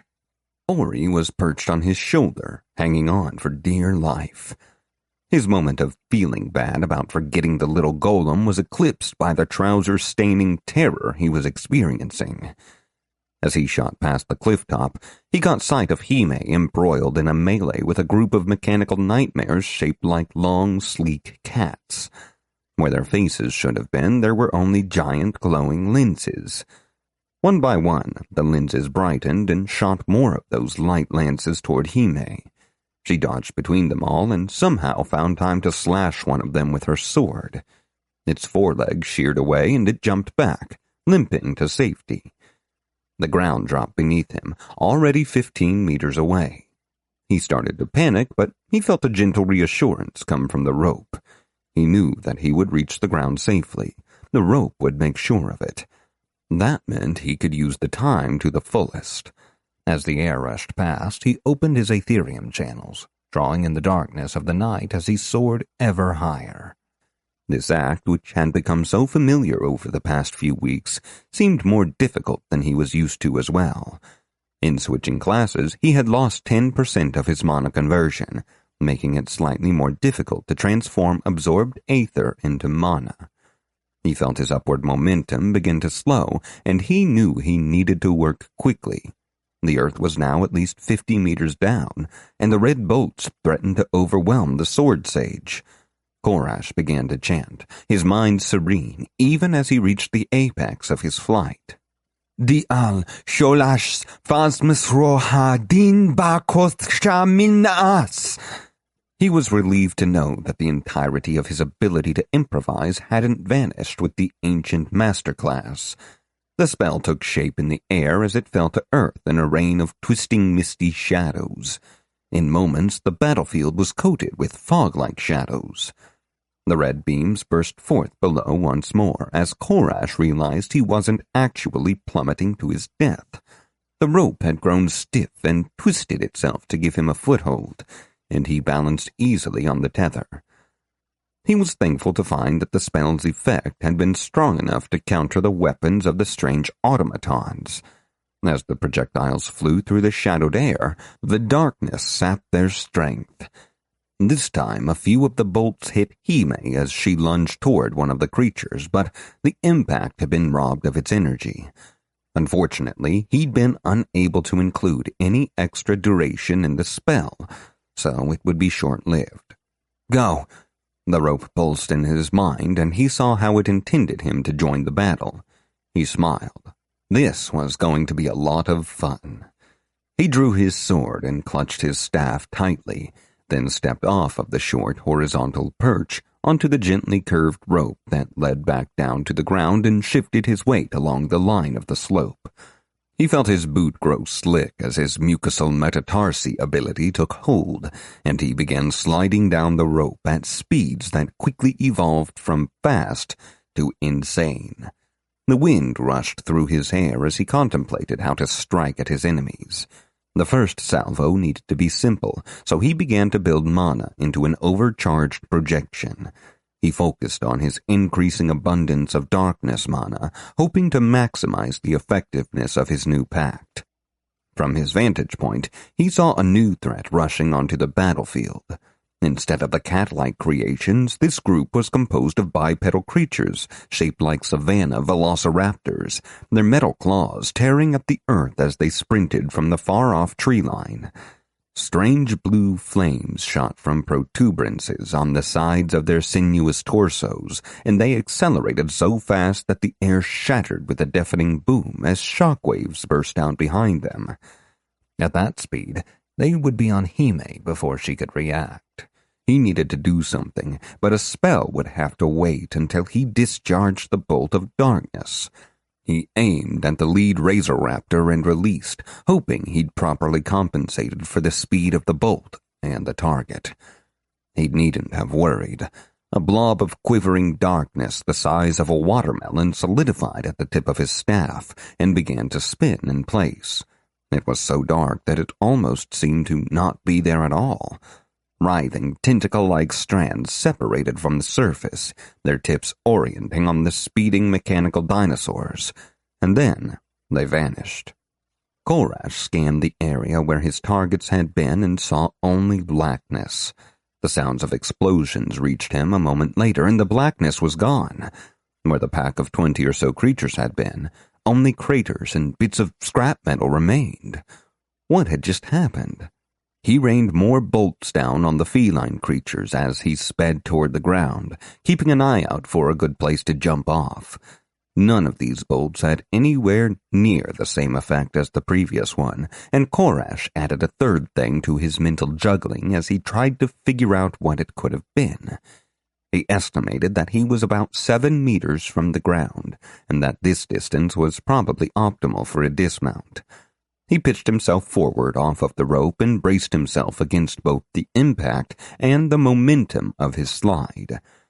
As he fell, the realization hit him as to why he couldn't figure out the cause of his too powerful aether projection. He'd forgotten to turn his skill notifications back on. With a thought, he remedied the error. His shadow effect had dissipated, though Hime had used the brief window to her advantage. The cats were down to single digits now and were struggling to mount an effective attack.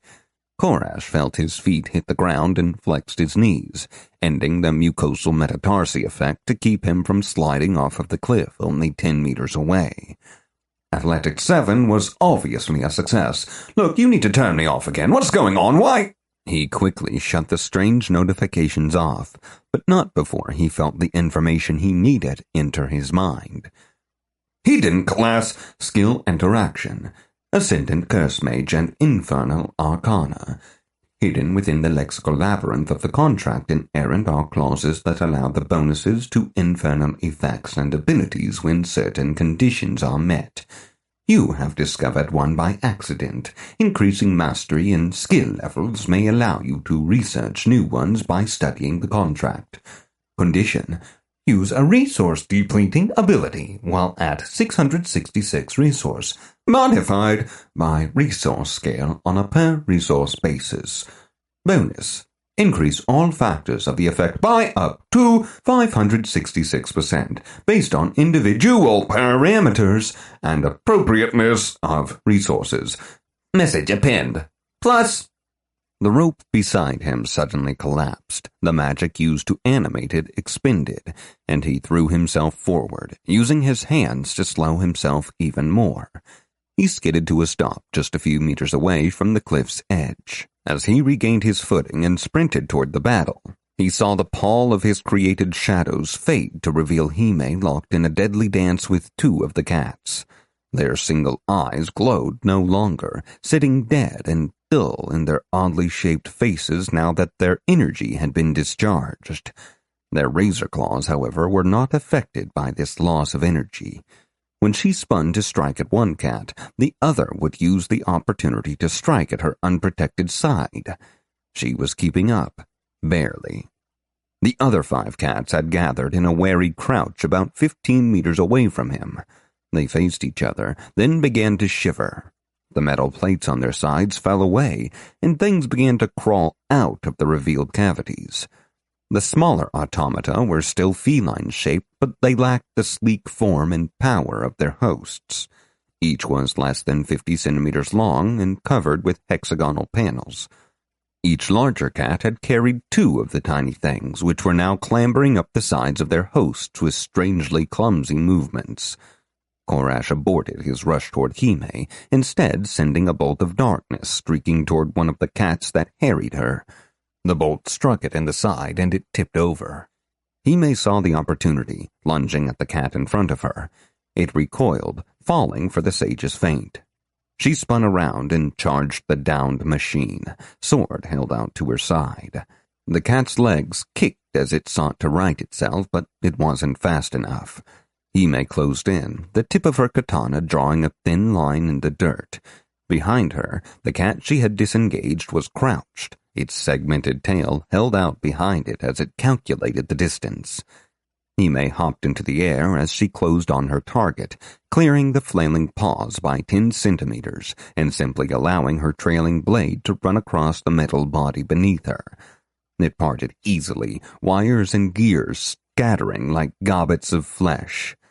The cat went still, and its partner sprang through the air, hurtling toward Hime before she had even reached the ground.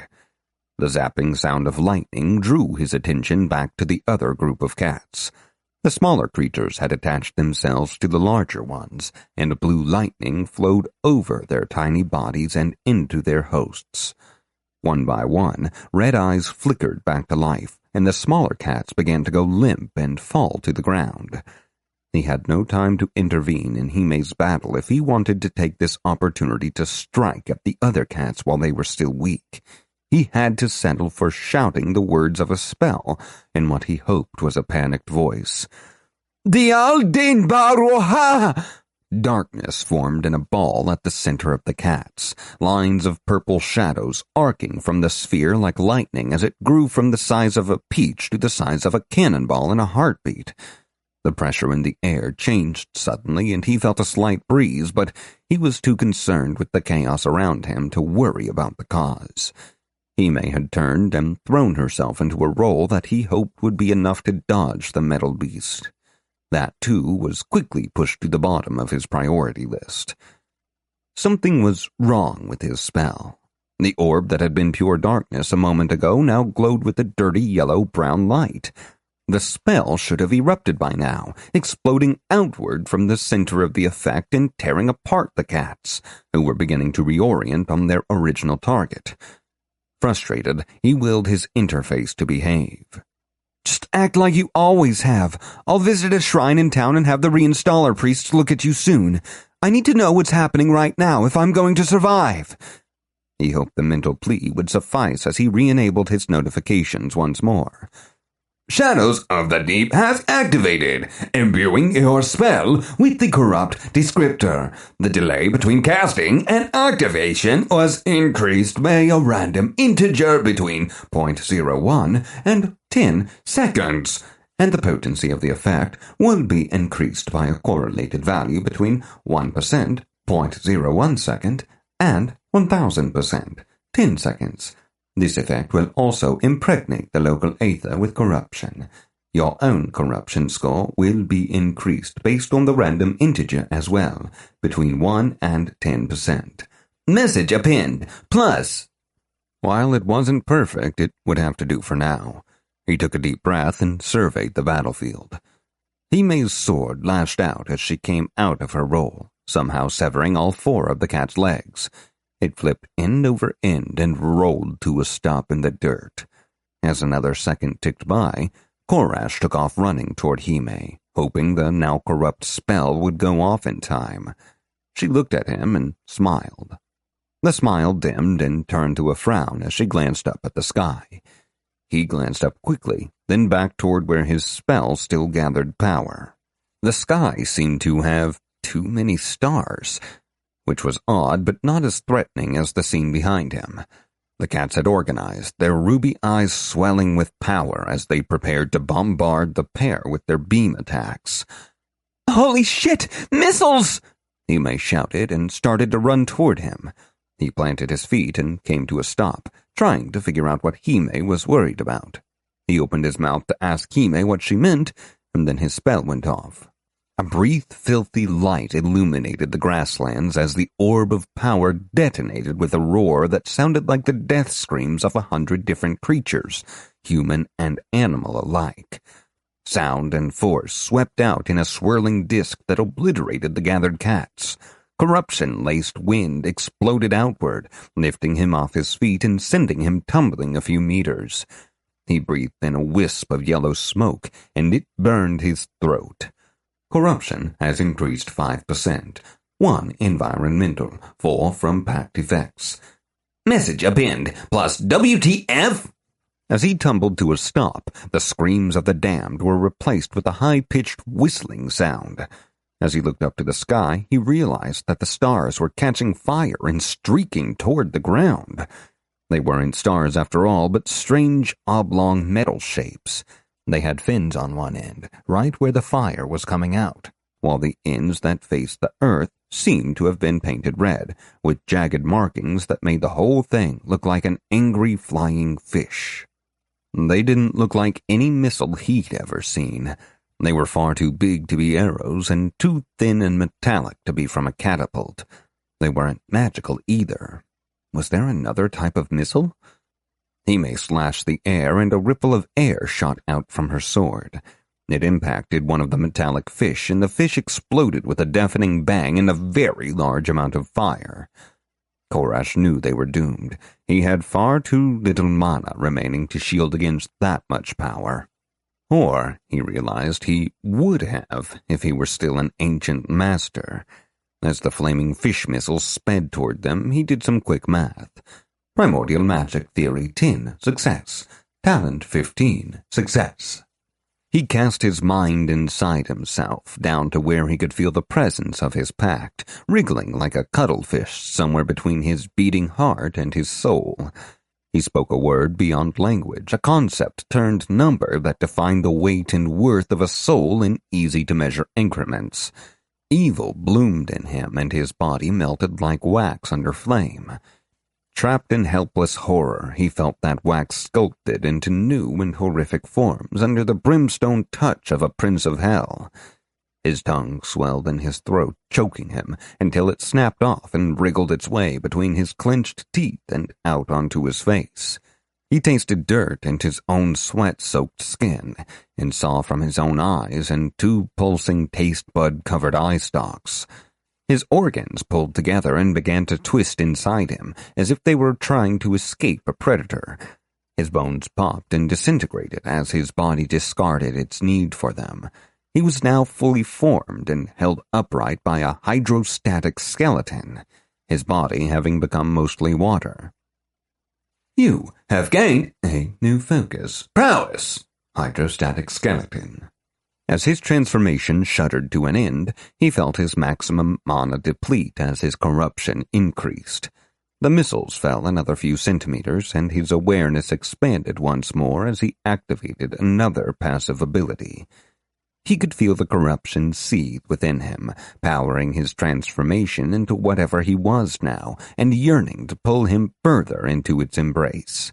As if in harmony with that inchoate need, his slug tongue let out a blorp that was, to his dismay, evident to all 5 of his senses, some of them in stereo. He pulled his mind away from the subtle horror of having 2 senses of smell and grasped the wriggling corruption inside him. As if sensing his intent, it struggled against him, refusing to obey anything but its infernal master. His class showed him the truth.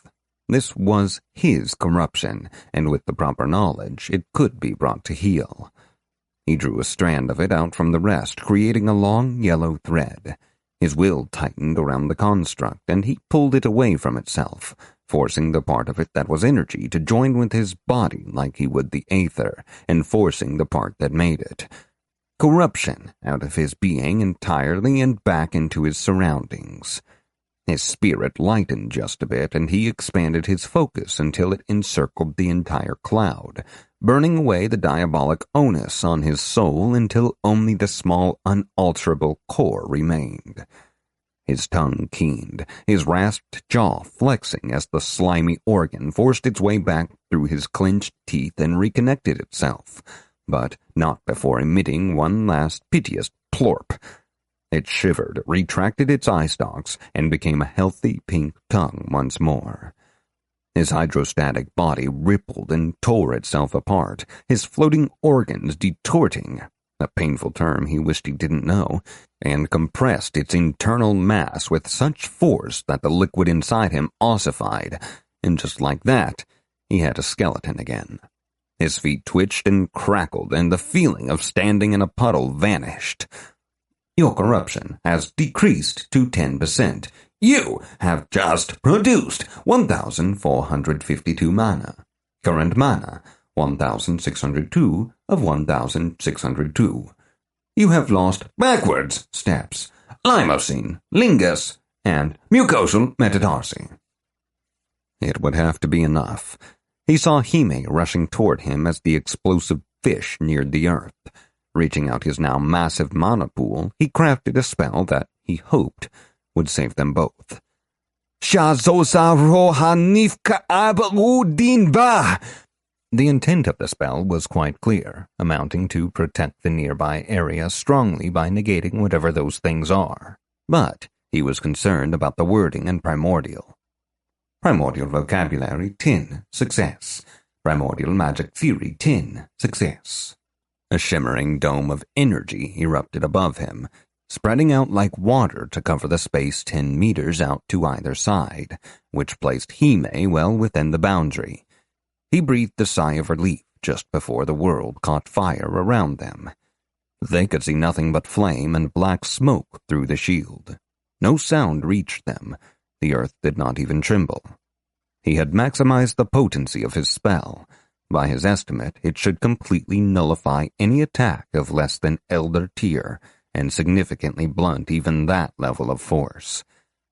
The flame and smoke were short-lived, but their vision was occluded for a moment longer by a rain of dirt and pieces of stone that pelted against the shield.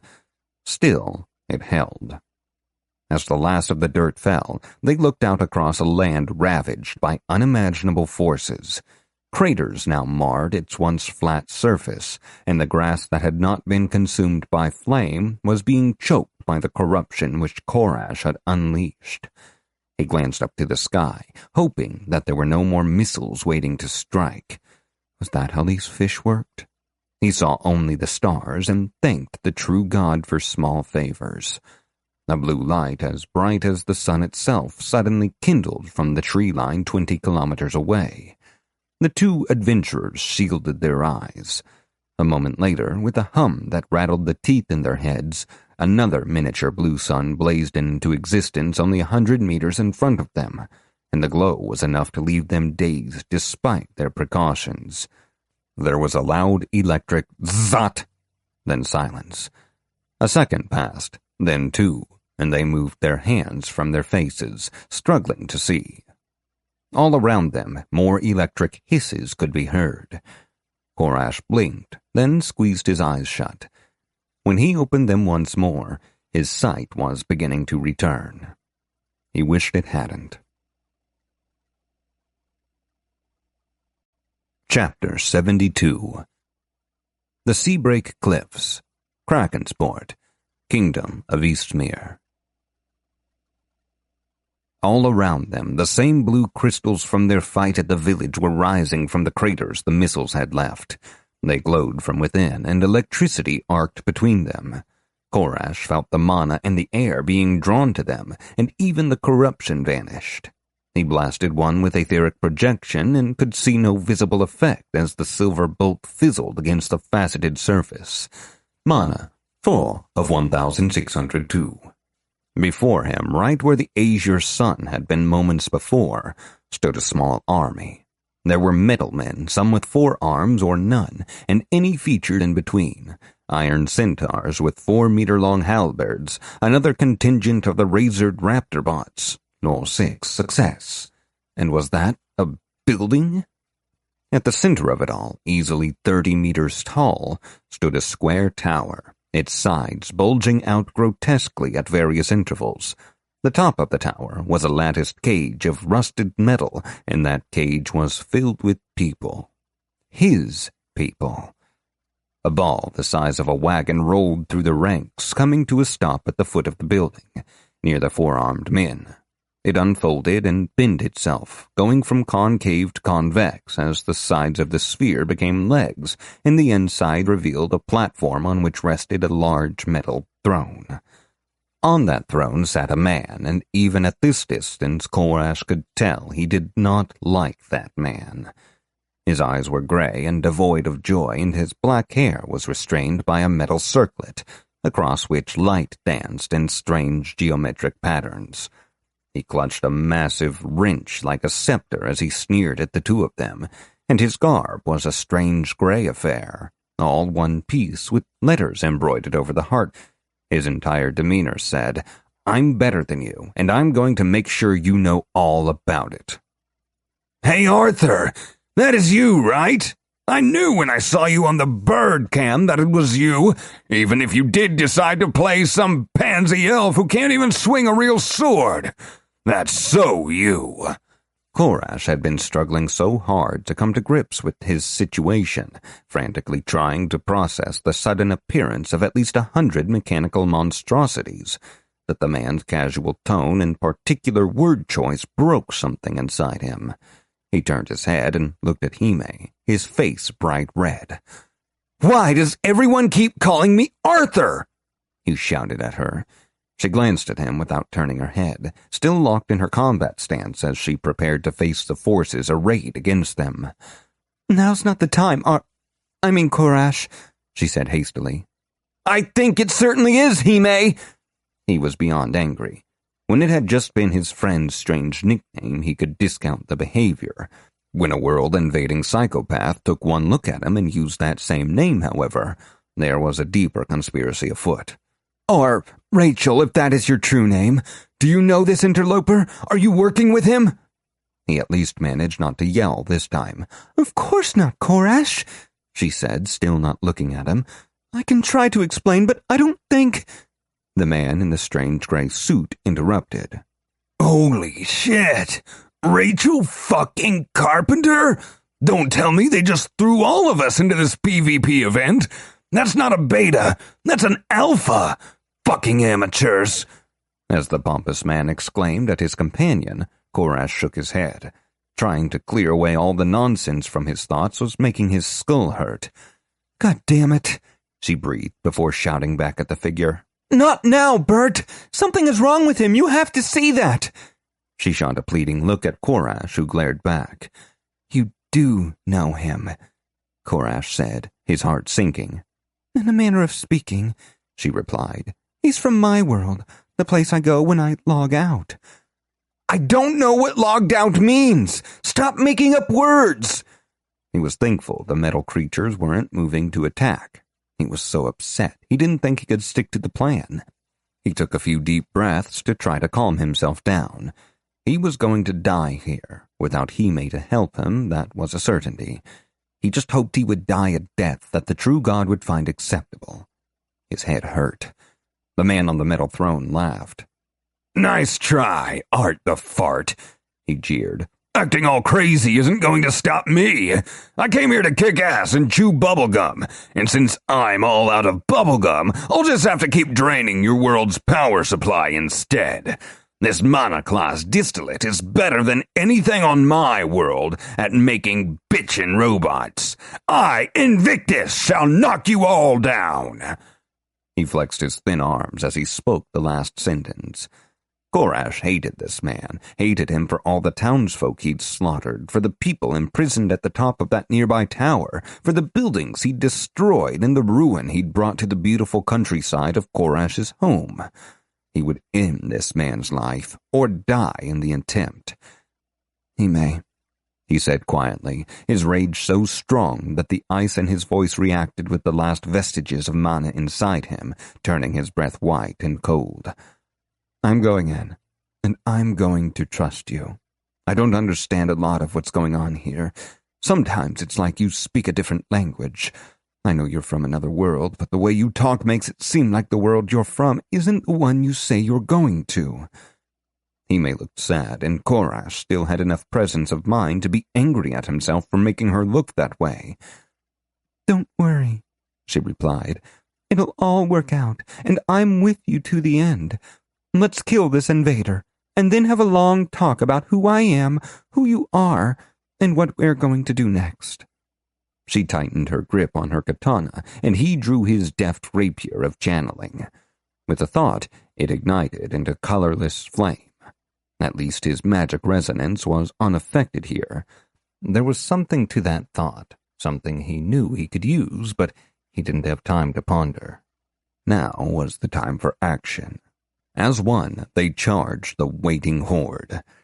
Bert hit a button, and his moving throne began to recede back through his troops. All done QQing? He scoffed. Good. That means it's time for me to get pew-pewing. He laughed at his own joke. He pressed a button on his wrench, and the battle was joined. Shock Trooper Type 1, Legendary Tier. This unique golem uses an unknown fusion of clockwork and etheroelectric conduction to mimic humanoid locomotion.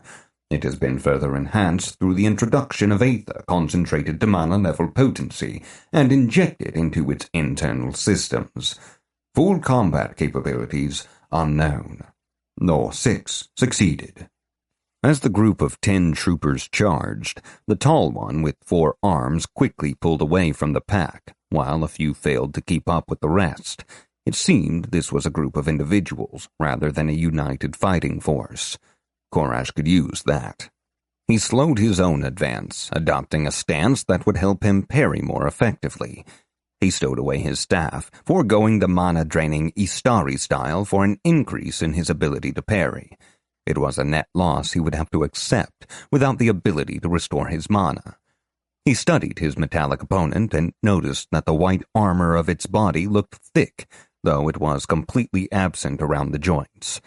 Perfect.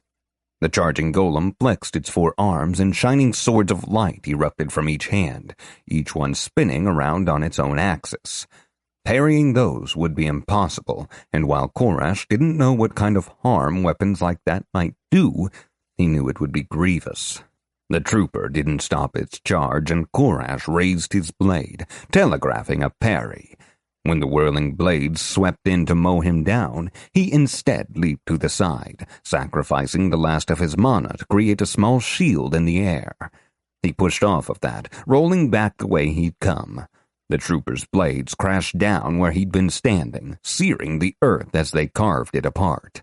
Athletics 7, critical success. Defense 4, success. Korash came up on his enemy's flank and jabbed the tip of his sword into an exposed cluster of hoses near its heel. Blade 6, success. As resonance flowed through the blade and the debuff materialized. Spontaneous atherogenic combustion. Your target catches fire in a reaction that is fueled solely by the aether in its body. The flame cannot be extinguished until the duration elapses or all the target's aether is consumed, affected by aether derivative conversion ratios. Bright orange flame erupted from the knee joints of the trooper, then the thin exposed waist. The chest caught fire a moment later. It let out a high-pitched scream as fire, now blue-white, flowed out of its eyes.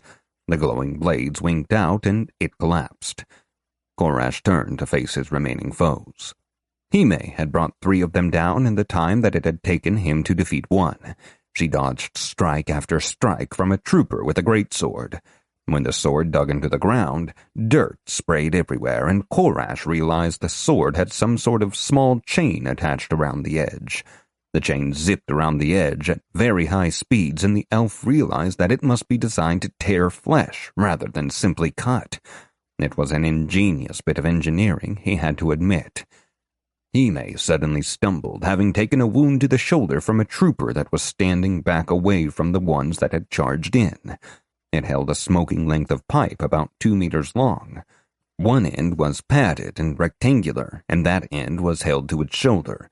It took aim through a strange device on the top of the pipe, like a spyglass, but too thin. Engaging system. Dauntless aim. Mark 9. Final interlock near engagement. Hero targeted. The thing's voice was metallic in a way that reminded him a little of Ori, who was currently cowering in Korash's robe somewhere, where he'd remained ever since he'd had a close encounter with Korash's slug tongue. Korash tried once again to pour on the speed, but he wasn't going to make it in time. A strange-looking glass armature unfolded from the weapon's barrel and snapped into place at the end. It began to glow with the same crimson light the cats had used. "Hime!" Korash called out to his friend, hoping the warning would make it in time. The sage had already recovered from the previous blow and appeared to be at a disadvantage against the trooper with the greatsword. Its large frame clearly made wielding the gigantic sword easy. Still, she was staying a step ahead, for now. As she dodged and weaved, the barrel of the other trooper's weapon bobbed and jerked unnaturally as it kept its aim locked in place. "Firing now, partner," it said, its strangely shaped head giving it the appearance of wearing a large hat with a sweeping brim. The gun jerked suddenly as the red light left it. Hime had jumped to the side to try to avoid the shot, but the trooper had compensated. At least that's what Korash thought at first. Hime had jumped in such a way that it placed the great sword wielder between her and the sniper. The red beam cut through its ally's 2-meter-wide chest in its unerring flight toward Hime. Korash gasped as the light struck Hime, then rebounded somehow to either side of her. The right half speared its way through one trooper with 2 dagger-like fists that had been invisible a moment ago, while the left half hit a skeletal automaton that was standing over the corpse of the trooper Korash had killed. It had evidently been attempting to repair its friend. As the light from the weapon faded, Hime stood unharmed, her sword held out in front of her. A tiny black scorch mark marred the blade exactly where the beam should have hit her, then faded. Korash forced himself to remain on course. His elation at seeing Hime survive threatened to distract him fatally. He reached the sniper and drove his sword through its armor, which consisted of a green and brown poncho. Blades 6. Success. Curse of Escapism. The target must escape whatever inflicted this debuff by the most expeditious means possible, using activated abilities and special movement skills whenever possible. His foe dropped its weapon and jerked to attention. It then began backflipping away from him, its long articulated limbs ensuring it got the most distance out of each flip. Within seconds, it had thrown itself through the crackling electric wall, which seemed not to affect it, then immediately collapsed and began to writhe uncontrollably. Red muscle and tan skin erupted from its joints like icing from a piping bag. Where an automaton had stood moments ago, a grotesque parody of a human now lay, its twisted two long limbs popping as they pressed against the ground. With a mighty heave, it flexed its muscles and leaped into the air like a frog. It came down several seconds later, a kilometer away. "Son of a bitch!" he heard Invictus scream from behind his wall of minions. "Number 7 was my second favorite!" Hime was charging the line, having taken care of all the remaining troopers, save the fat one. "Almost ready," she called back to him as the next group of mechanical foes took up their halberds and charged. "I'll deal with this wave, then you be ready to do your thing." He nodded, nervously checking her opponents before turning to face his. Centauromaton. Legendary tier. These constructs use the same construction method as the shock troopers and have similar quantities of mana invested in them, though they exhibit far superior physical strength. Hime slashed the air and the first Centauromaton went down, its pounding iron hooves cut out from beneath it. He turned to face his own foe, the round trooper with the golden chassis. He took a step toward it, and it recoiled, falling down in its haste to get away from him. No! It said in a pathetic voice. Please, I don't want this. I just want it to fulfill my purpose. Korash gazed down impassively, his sword raised as he approached. The trooper raised one arm. The hand whirred and buzzed, reconfiguring itself into a cannon. The arm shook, and the cannon's barrel waved around wildly. I'm warning you, it wheedled. Korash was almost within range, and he needed to be careful in case the thing got its nerve up. The cannon fired. He had been too slow. Defense 4, critical failure. With a loud sputter, he felt the blast as he was covered in milk. The trooper was still trying to back away, a rhythmic pounding from its chest growing faster and faster as its attack had proven to be ineffective. Thump, thump, thump. Behind him, Hime had just taken down another Centauromaton with a well-placed wind slash, but the remaining constructs were now too close to risk a third. Just before they closed, she jumped, soaring 10 meters straight up and sending another blade of wind down toward them. Korash turned back to the golden coward. No, no, no, Master, please. It begged, glancing to where Invictus sat. Thump, thump, thump, thump, thump. The sound was coming from behind a door-like structure on the thing's chest. With a flick of his wrist, Korash stabbed the blade beneath the plate and flipped it open. Inside, a wooden piston attached to some sort of motor pumped up and down, slamming repeatedly into a slender wooden tub. Yellow goop oozed from the top and coated the cavity inside. He smelled something familiar. Please, said the trooper once more, lifting its arms to cover its blocky face. Korash stabbed his sword down through the wooden tub, which cracked under the force of the blow. Blade 6, critical success. The piston went still, and Korash heard another motor kick in. The wooden tub began to rise from the robot's chest cavity, then rolled onto the ground as a hidden platform pushed its way out. The platform opened to reveal a small rectangular dish with a rounded glass top. Through the glass he could see a yellow rectangular shape. The trooper convulsed as Korash watched in fascination. From the bottom of the platform, 8 spider-like legs sprouted and the entire assembly leaped onto the ground. It skittered across the battlefield, through the assembled troops, and onto Invictus's throne. The man took the dish from the tiny contraption, then kicked it so hard that it flew through the air, crashed into one of the still-waiting troops, and was still. "Thanks for the butter, asshole," he said, then doubled over laughing. Fresh hate rose in Korash's chest for this callous ruler who could so easily disregard the lives of his subjects. "Purpose fulfilled," said the sad metallic voice. "Please, do it. End my pain." He met the thing's mechanical eyes and nodded, then drove his sword deeper into the metal torso. The thrashing got faster, then slower, then stilled. A moment too late, he felt the debuff from his sword take hold. Explosive demise. The target will explode violently on death, dealing its health and damage to all within. Tier times 20 meters. Oh, by the true The world went white, and he heard his enemies' echoing laughter. Chapter 73. The Seabreak Cliffs, Krakensport, Kingdom of Eastmere. Korash felt shreds of his own skin flutter as he flew through the air. Everything hurt, and with only 60 health remaining, he was lucky to be alive.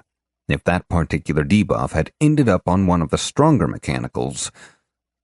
He hit the ground and rolled, feeling dirt rub itself on his wounds as he skidded to a stop. At least now he wouldn't have to do it himself. He coughed and droplets of blood sprayed out from his mouth. Invictus was laughing even harder now, despite the fact that the blast had cleared out the remainder of his centauromatons. Hime was lying motionless on the ground near the perimeter of the blue energy field. Korash felt a smooth golden warmth spread out from his chest. It seeped like honey through his veins and brought minty tingles to his wounds. He smiled as he regained his feet, thinking back to this particular part of their plan. He'd worked with Hime and her strange, self-affirming meditation techniques to build up a massive circumstance bonus to his conviction test. They had repeated affirming slogans for hours as they sat in the cave, but it had been worth it. He dusted his robes off, completely healed.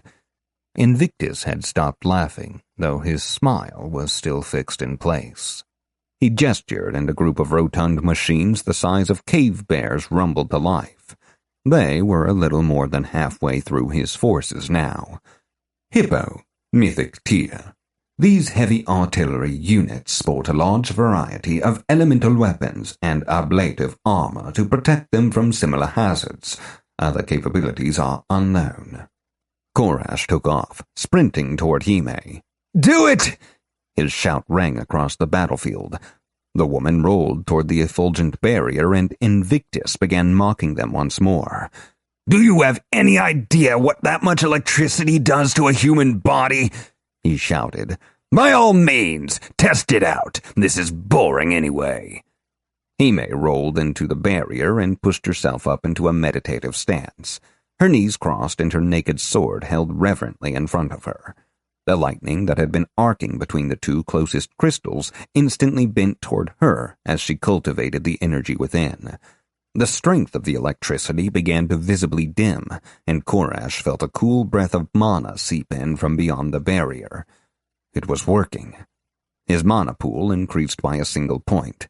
It might have been working, it just wasn't fast enough. One of the hippos shot a jet of scalding water at him, and he stepped out of the way. Before he could trigger the next part of the plan, he needed to buy Hime a little more time. He charged at one of the hippos that was currently pawing at the ground. The automaton noticed him and opened its wide mouth with a strange rumble, like a millworks operating, to belch out a blast of air-driven sand. He couldn't dodge in time, so he threw his arm up to protect his face and just kept going. Defense 5. Failure. The sand scoured him, filling his ears and pelting him hard enough to draw blood, but the wounds were far from fatal. Health 226 of 270. He reached the metal monstrosity, sword drawn, and jumped over it. Athletics 7, success. It stood there, seemingly confused, while its compatriots whirled toward him and charged. He ran away from the herd, which quickly gave chase. He was not expecting the large golems to be so quick on their feet. He spent as much time dodging as he did actual running. Athletics 7, success. Athletics 7, success. Stamina 6, success. Hime, are you almost ready? He wasn't sure if she could hear him or even if trying to get her attention was a good idea. A jet of fire scorched the air right in front of him, and he recoiled instinctively. Willpower 9, failure. The hippo that had been chasing him caught up and crunched down on his leg. You have a shattered femur and are unable to walk normally. The shards of bone have caused internal bleeding, and additional activity will increase the severity of the bleeding along with a small chance of fat embolism, potentially resulting in death. Not again. His health dipped downward much further this time. He glanced at the electric fence and saw it flicker. It would have to be now. He focused through the pain and triggered his ability. Willpower 9, success. Mana, corruption, metamorphosis activated. He shed his flesh and became so much more. All around him, the air grew yellow as mana and corruption poured out of him, saturating the area. His mana was full once more, and his corruption had ballooned all the way up to 200%, though its ability to twist his physical form was limited. He hadn't thought the ability would have encompassed his corruption as well, but he was glad it had. He had not paid much attention to the prompt he'd gotten when he'd switched over to the Ascendant Curse Mage until he'd been bored while waiting for Hime to get back from logged out. He recalled the prompt as he pondered how best to obliterate the invaders.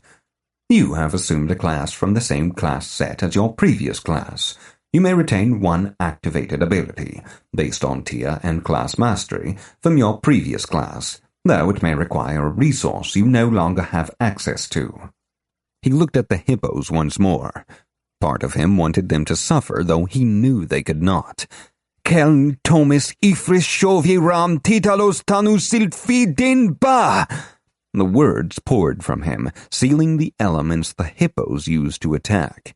He had to omit a few options to make sure the spell could cover a large enough area, and he hoped that wouldn't be too much of an issue. He hoped. One of the large contraptions locked onto him and opened its mouth. A bright blue flame burned within, followed by a hiss of gas as it tried to burn the man-shaped cloud of raw power before it. Instead, it exploded. He had forged the spell with both sealing and retaliation, causing a feedback loop that rendered attacks ineffective, as well as causing them to damage the user. Another hippo exploded, but a third bit a chunk out of his essence, draining away some of his mana. It was annoying. He took some time toying with the rotund golems, impaling them with ice and throwing boulders at them. "Pachyderms, go!" Invictus shouted from his perch. Two large elephantine constructs lumbered to the fore, their glowing eyes fixed on him. This was going to be hilarious. He detonated a few more spells, killing off the last of the hippos and leaving himself almost drained of mana. Then he released his corruption, feeling it drain away from one part of his being only to manifest as mana in another. Had he been in a physical body, he couldn't have done it. The horror of the transformation his body had gone through was still fresh in his mind. Thankfully, without a body or nerves to feel things, he was able to push the trauma away. He focused on one of the pachyderms and began to craft a spell once more. This one was going to turn the iron freak inside out and use its body to bludgeon the other to death. He got lost for a moment contemplating the death of his foe, and the other mechanical elephant got the drop on him. It thundered up to him, stuck its trunk into his body, and began to drink him. It hurt a lot. He could feel his incorporeal body draining away into the massive construct. He tried to float away, but some property of the effect held him in place. Suddenly, the pressure stopped. Korash wasted no time in rushing halfway across the battlefield, moving at the speed of mana before he tried to process what had happened. The pachyderm's legs collapsed, and it trumpeted a bellow loud enough to deafen a mortal. The iron plates on its sides began to pit and rust, and the whole thing fell in on itself, reduced to a pile of goo. A moving pile of goo. It seemed that the internal workings of the strange machine had been overwhelmed by the corruption it had absorbed. Korash realized he didn't have time to deal with whatever was happening. The other pachyderm had locked onto him and was charging his way. He could avoid the golem with his enhanced speed, though he wouldn't be able to form an effective spell while doing so. Facing it while in a body made from mana didn't seem like a good idea. His corruption was at its minimum once more, and he didn't want to count on this foe suffering the same fate as his last. Reluctantly, he canceled the effect and felt meat and bone enshroud him, stifling the powerful energy that burned within his core. He prepared to meet the charging pachyderm, realizing as he did so that his broken leg had been healed in the transition from mana to flesh. Tons of metal made the earth shake as the construct neared him. It was 30 meters away. 20. He tightened his grip on his sword. He would feint left, then slide right to grab one of its tusks and swing up onto its back. Only a few meters left. The pachyderm exploded. As the ball of flame subsided, Korash heard the tink of metal shards as they buried themselves in the earth nearby. A cloud of oily smoke billowed up to the sky, and he could make out a humanoid figure at the center of the conflagration. Hime stepped out of the blaze, her eyes glowing blue-white. Behind her, Korash could see that the boundary of crystals had lost their power. The hefty chunks of rock sat inert and gray on the shattered ground. I have broken through at last. Let the purity of the heavens be made manifest. As she spoke, words vibrating with raw power, she looked to the sky, and the sky obeyed her edict. Crackling bolts of lightning rained down upon the battlefield. Each struck a mechanical body, and none failed to utterly obliterate its target.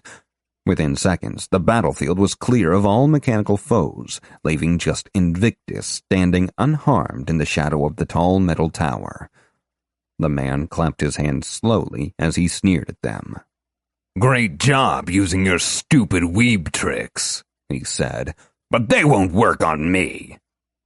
As he looked closer, Korash could see white smoke coming off of his friend's skin. Whatever she was doing to maintain this state was taking an obvious toll on her. We'll see about that, loser, she hissed through clenched teeth. She tightened her grip on her sword and disappeared with a crack of thunder. The lightning bolt she had become flashed across the field in an instant and struck Invictus full on. There was an explosion of light, and Korash was blinded for a moment. As his sight returned, he saw Hime on her hands and knees, obviously exhausted. Invictus stood in place, unmoved and uninjured. "Faraday field, bitch!" he said. Sneering, he heaved his wrench scepter into a vicious upswing, catching the downed swordsman in the stomach and sending her rolling across the ground. As Korash burst into motion, the man waved the device at the tower, which began to emit a deep grinding noise. Sections of the wall fell away and segmented bars of metal emerged. They unfolded into metal arms, each with an enormous claw covered in wicked-looking spines. The tower raised up, and strange wheeled triangles could be seen within its base. Each was wrapped in interlocking metal strips with large studs jutting out here and there. As the transformation sent tremors through the construction's frame, the people trapped in the cage at the top began to scream and beg for help.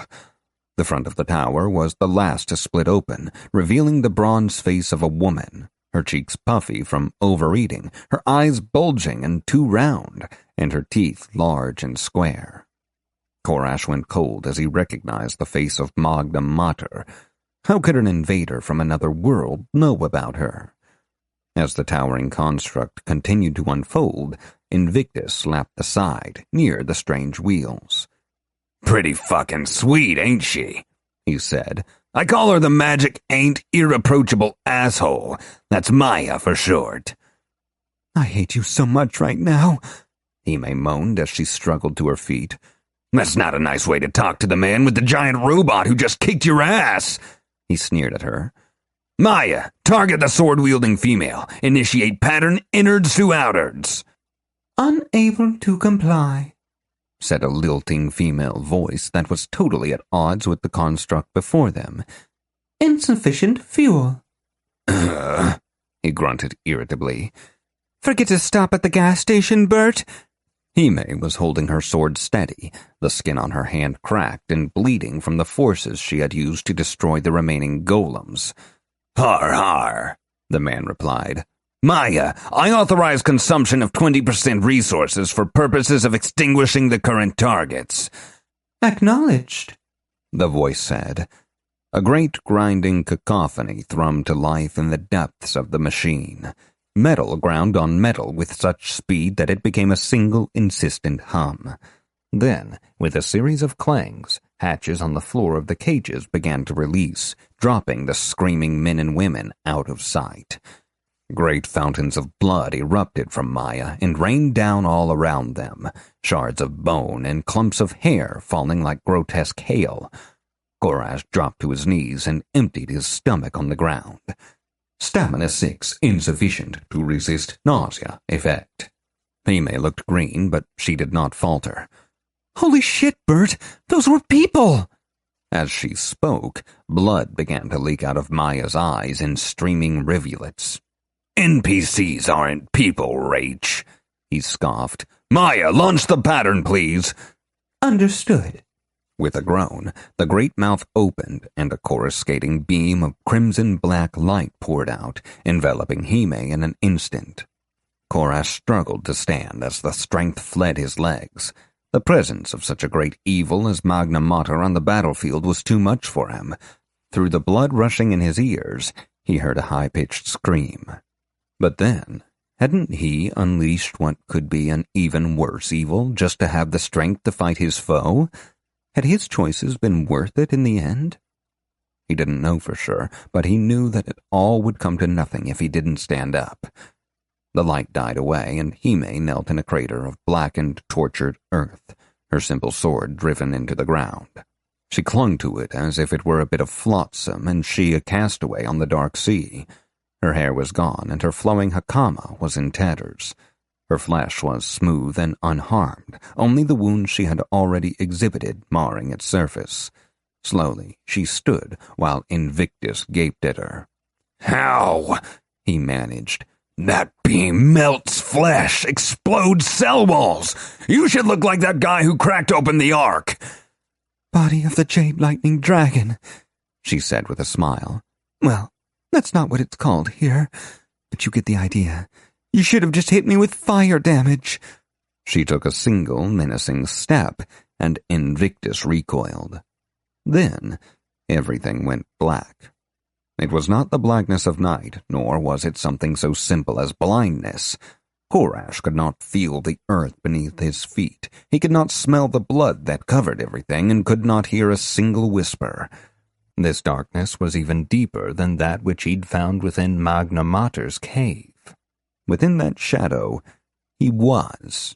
Everything else, from the air he breathed to nightfall itself, was not.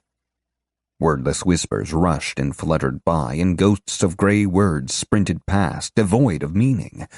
Was this his mind struggling to fill the void of his senses, as sometimes happened with meditation? Was this the world dying, claimed by darkness on the day the scriptures called the shutdown of Servor? And then, as suddenly as it had come, the blackness fled, leaving Korash with only a headache. Invictus, however, had collapsed. Hime was nowhere to be seen. He rushed toward the fallen invader, calling for Hime as he ran. She did not reply. As he neared the towering mechanical fortress, he felt something. It was like a whisper, a faint echo of familiarity coming from the metal. He summoned magic to his sword and poked the prone form laying on the ground as he passed. Blade 6 failed, but became a success due to tier differences and other factors. Chilblain fever. Target suffers large penalties to prowess rolls that involve fine motor control. Chattering teeth may prevent proper speech. Ow! Arthur, you ass! That fucking hurt! Why the hell is it so cold? What's wrong? Invictus rolled over onto his back as Korash frantically searched for a way to bring the massive construct down. He slipped underneath it, between the strange wheels, and peered up into its inner workings. A labyrinthine maze of spinning gears and pounding pistons was all he could see. No weakness presented itself. Maya! Invictus stuttered between clacks of his teeth. Initiate pattern crushionate! Unable to comply, it replied. Insufficient fuel. The voice sounded bored, and Korash felt that strange whisper once more. Could it be? Oh, God damn it!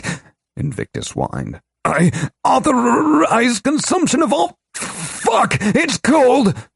Incorrect syntax, the voice said, and Korash was sure of it now. The voice of Maya had changed slightly. It had taken on tones that he had heard before. He closed his eyes, his hand resting on the cold metal of the device. He felt the flow of not life ebb and surge within. The pattern had all the hallmarks of high magic. Invictus could not know such secrets, so the design had to come from somewhere else.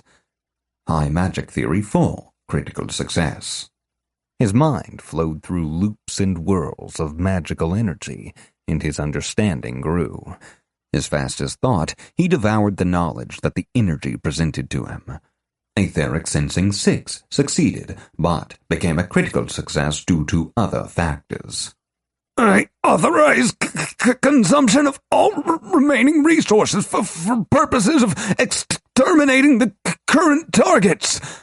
Invictus was struggling to get to his feet, but the shivering that racked him was making it hard. Command unrecognized, said Magna Mater's voice from Maya's form. Try again. Bert. What the fuck? How'd you know my name? It was I who whispered in your ear the secrets of this greatest gift, a graven image built unknowing and powered by blood. Cries of Magna Mater echoed from the soil all around them. The Grimlings had come to see whatever pageant their mother had laid out. Korash had almost found what he was looking for, and he forced himself to ignore the rising terror that the dark goddess's presence instilled in him. What? Bert's shaking limbs were beginning to regain their strength. The debuff would run out soon. The dream, you fool, the voice intoned. I gifted you the knowledge you needed to build this altar to me, and soon my servant shall find the means of my triumph and wrest control of this shell from your petty commandments. Even as she spoke, Korash saw what she had been guiding him toward. There, in the flow of magic that governed Maya's behavior, were the various commands Invictus had been using to move the construct to action. The tower was fully arrayed with weapon activations, movement commands, various physical configurations, and battle tactics. There was also something else. Transfer authority, it whispered to him. This would give him power over the construct. He could crush the invader with his own creation. Like hell, Invictus said. Korash heard the rustle of cloth and knew the man would try to stop him. As he pulled his mind back into himself, he caught one last glimpse of the magic, a strangely twisted nugget of what he felt was logic. Etheric Sensing 6 failed, but became a success due to other factors. Now, Korash, said the mighty Fae inhabiting the construct. Speak the words and release me. The Grimlings beneath the ground chanted to the beat of his heart. Quest received. Blood for the Blood Goddess. Use the knowledge you have gained to release Maya from Invictus's control. Reward: 3 ranks of Fae Arcana. Korash opened his eyes. Invictus was only meters away. He needed to act now. He cleared his throat and prepared to speak the foreign-sounding words that would accomplish his goal. Maya, establish command queue. Delimiter is thin. Acknowledged. Awaiting instructions. The voice had returned to its previous cadence. Korash jumped back as Invictus charged at him, leaping around the triangle wheels that the magic had shown him were called treads. Athletics 7 succeeded, but became a critical success due to tier differences. Disable audio command interface, and then enact pattern anaconda, and then... No, Maya! Invictus shouted, trying to drown out Korash's voice. He forged ahead, shouting over the invader. Initiate Emergency Protocol 120-A2, sub-designation Ian Holm, end sequence. The large wrench came out of nowhere and clipped Korash in the shoulder. Invictus had circled back and thrown the item at him.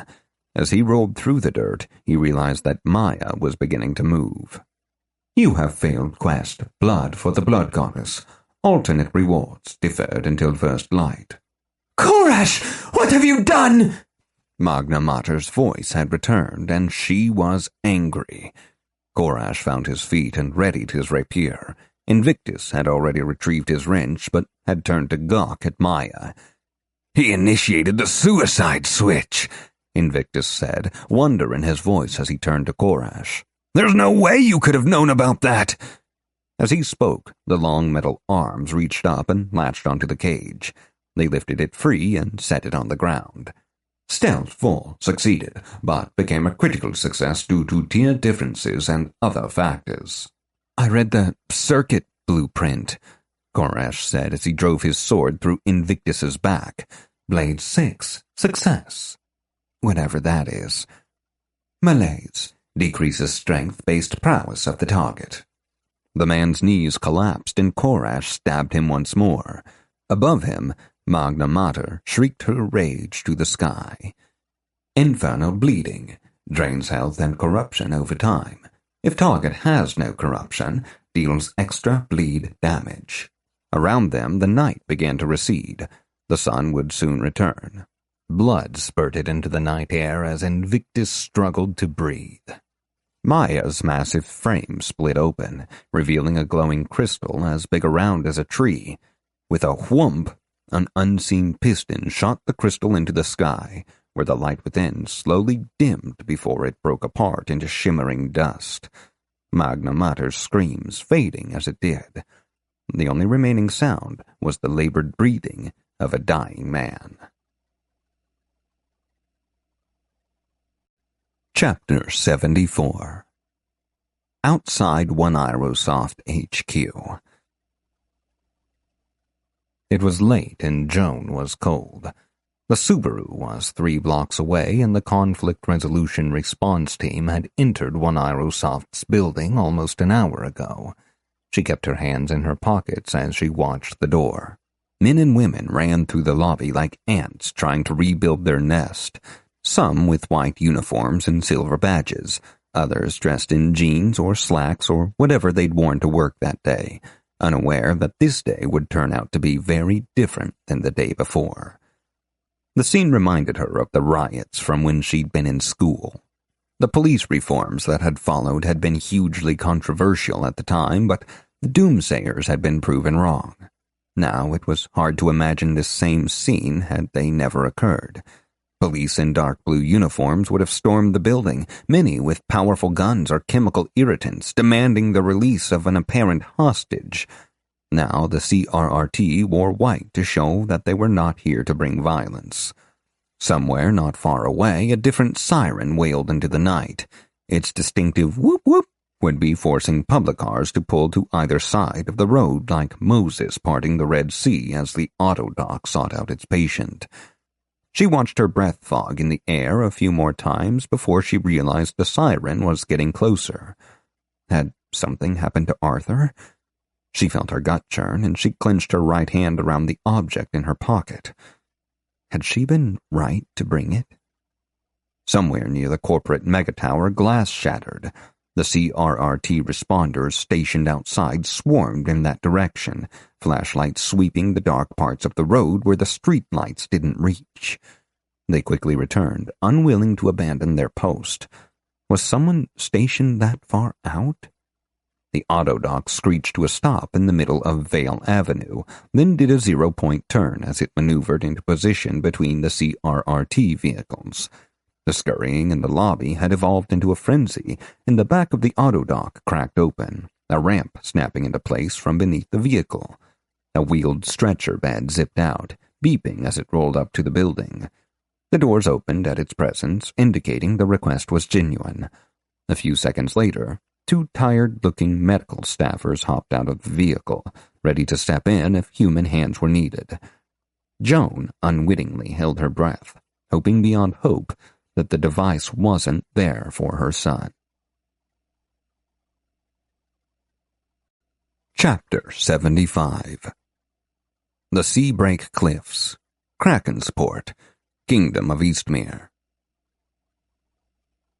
Arthur, Invictus said, his voice soft and wet as blood leaked from his throat.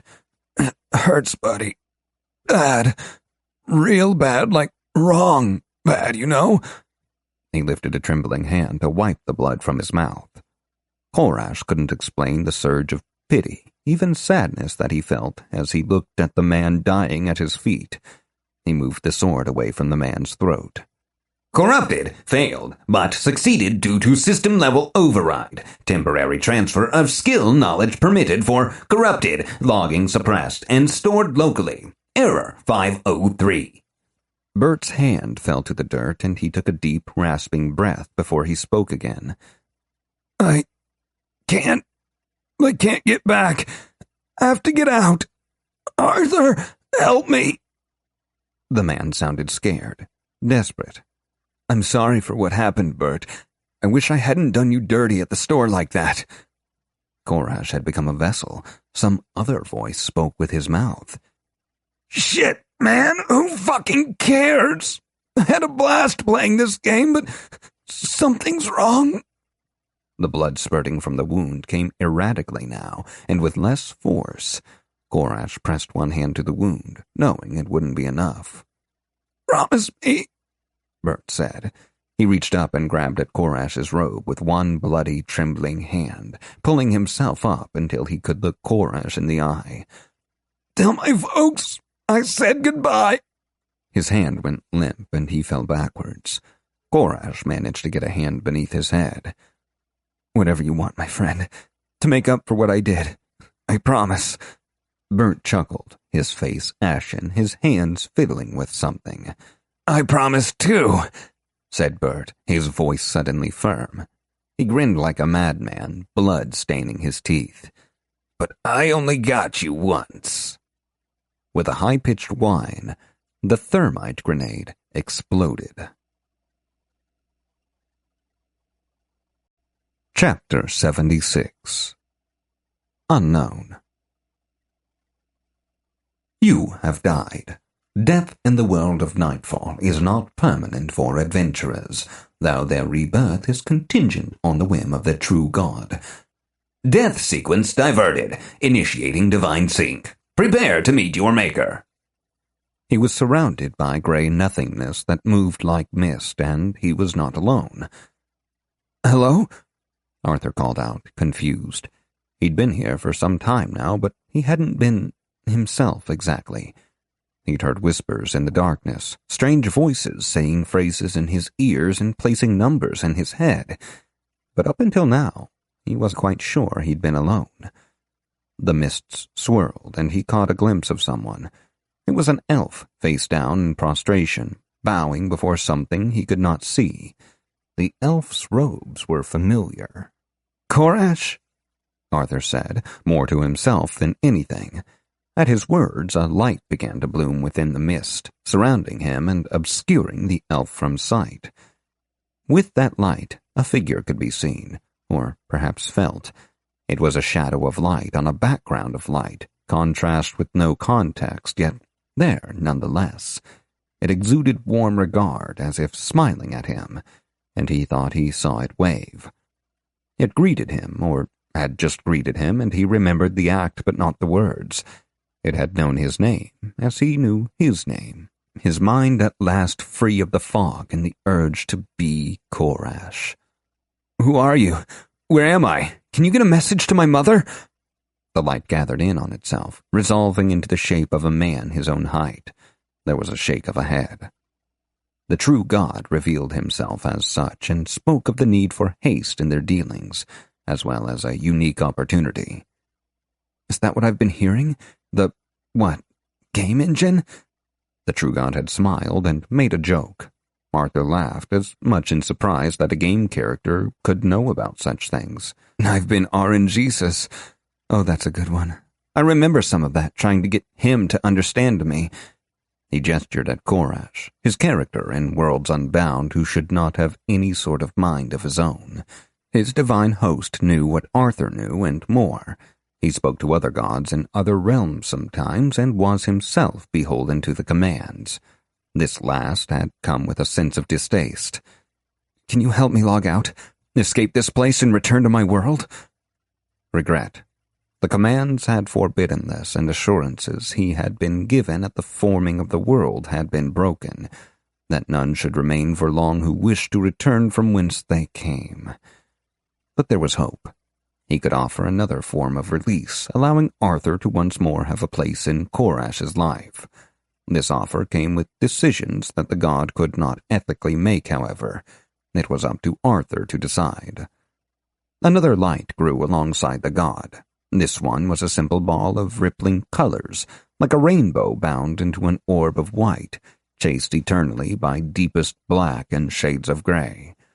As Arthur saw it, he could feel within it a sense of otherness, thoughts that weren't his own, nor did they belong to the god, nor Korash the elf, nor even to this world in which they found themselves. It was an identity, though forced to quietude, and he knew its name. Bert? It was the god who answered, speaking a tale of woe. The same event that had given Arthur the chance to be here in this place had prevented Invictus from returning to his own rightful place. The true god was using his divine authority to save the data that he had, but was forced to use the volatile memory that the system of Nightfall required in order to operate. It was a bizarre form of fence post error, the other player's presence demanding space for a third where only two had been designated to fit. Arthur sighed as he realized the consequences of the choice he had been offered. It was no mere fork in the road, instead being a choice of cardinal direction, and regardless of which way he was chosen, sacrifices would have to be made. He could abandon himself, staying here in the dark mists while Bert returned in his stead. He knew that neither of them would be happy with such a choice. He could choose the ruthless path instead, and the god would obey, snuffing out the light so that all could return to the way it had been. He owed his friend more than that. Let Bert stay in this place, to be the voice of the system. The true god had warned him of the consequence. Should Arthur and Korash be forced apart again, there would be no guarantee of safety. The next time, he would have to fight for his place or be destroyed. Arthur was fine with that. The light that was the god began to fade, and the last thing Arthur remembered was an outstretched hand, fingers curled into a fist, thumb outstretched toward the place the sky should have been. He saw the figure of his elven self rise, and was himself rising, fresh knowledge burning in his mind as the gray void of heaven resolved into the words that every adventurer like him hoped to see. You have been found worthy. Wait, what is this crap? I'm totally rewriting this What? A content filter? God fuck! Hey, Arthur, you suck! You should have sent me back instead! Korash opened his eyes as the sun beamed down on the massive gates of Krakensport. He had returned. Arthur's joy was a placid thing as he remained content to abide silently adrift on his alter ego's thoughts. He felt the meaning behind the asterisk and understood it in a way Korash did not. You're welcome, my friend, he thought. Chapter 77. Unknown Location. Earth. Doc flipped the light switch, but the vast 10,000 square meter warehouse remained dark. She could feel the age of the place, with its buzzing fluorescent tube lighting slowly sparking to life, and dumb switches that couldn't even sense when someone entered the room. It was perfect. The physical security on the garage-style door was the same, requiring an actual key to be inserted into an actual padlock before removing an actual chain. Even the alarm system was at least 30 years old. As the huge aluminum door swung up its track, she ducked beneath it and walked out to the old box truck parked outside. It had been refreshing to drive a vehicle instead of it driving her, though she found her memory of how to navigate the city streets to be hazier than she would have liked. She coaxed the truck to life once more by cranking the key in the ignition, another concept she had happy memories of. She pulled slowly forward into the warehouse and had to get out and check before she closed the door. It was a good thing she had. She needed another dozen feet of clearance if she wanted to unload her cargo. She smiled a smile of rebellion as she used imperial measurements. She was alone, and no one could hear her thoughts anyway. This was a day to remember the past. The lights above still struggled, so she rolled open the truck door and pulled the ramp free of the undercarriage. Inside were 2 immersion pods with space for a third. She'd intended to bring 50 along. They'd been wheeling the pod out the door when the H&S alarm had started its ear-shattering chirp. She'd been forced to abandon it. With the CRRT already mobilized, she didn't have time to prepare.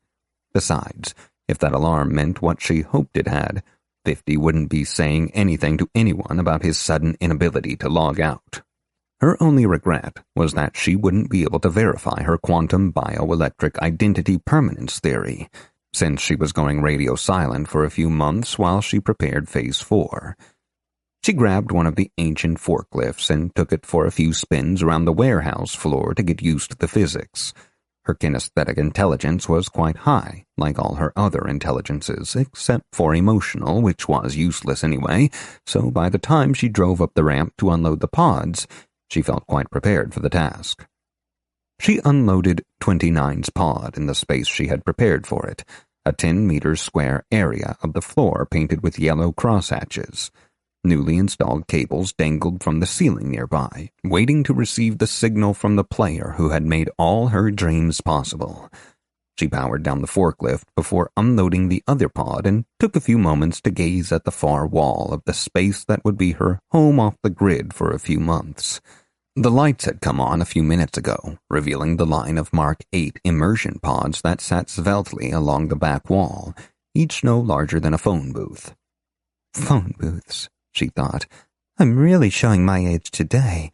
Better pull out the old punch cards and really take a trip down memory lane. That thought set her mental feet upon that very road, standing with her father's team in the lab, the smell of alcohol, the feeling of those punch cards in her hands as she gently riffed them, the gentle whirring of the electric bone saws. With a snort, she banished the memories. She'd come a long way since the old days, but her childhood had never really left her. At least she'd banished that horrible accent. She walked into the truck's gloom, her steps echoing in the small space as she moved to the pod in the back. It was bulky in ways that 29's wasn't, and she loved every little inefficiency. She'd built this pod with her own hands. She still remembered the little blonde girl who'd showed up in the morgue that night, both the child and her parents cut to ribbons. When she'd discovered the Autodoc's classification error in the form of a faint pulse, she knew she'd found the exact human test case that her neurological work demanded. All the ethics committees and FDA denials that had come before ceased to matter in that moment. When Aerosoft, the Somnus 12, this warehouse, Subject 29 and his beautiful, flawed brain. It had all started right here, when she'd stolen a dead girl and used her to bring her forbidden theories to life.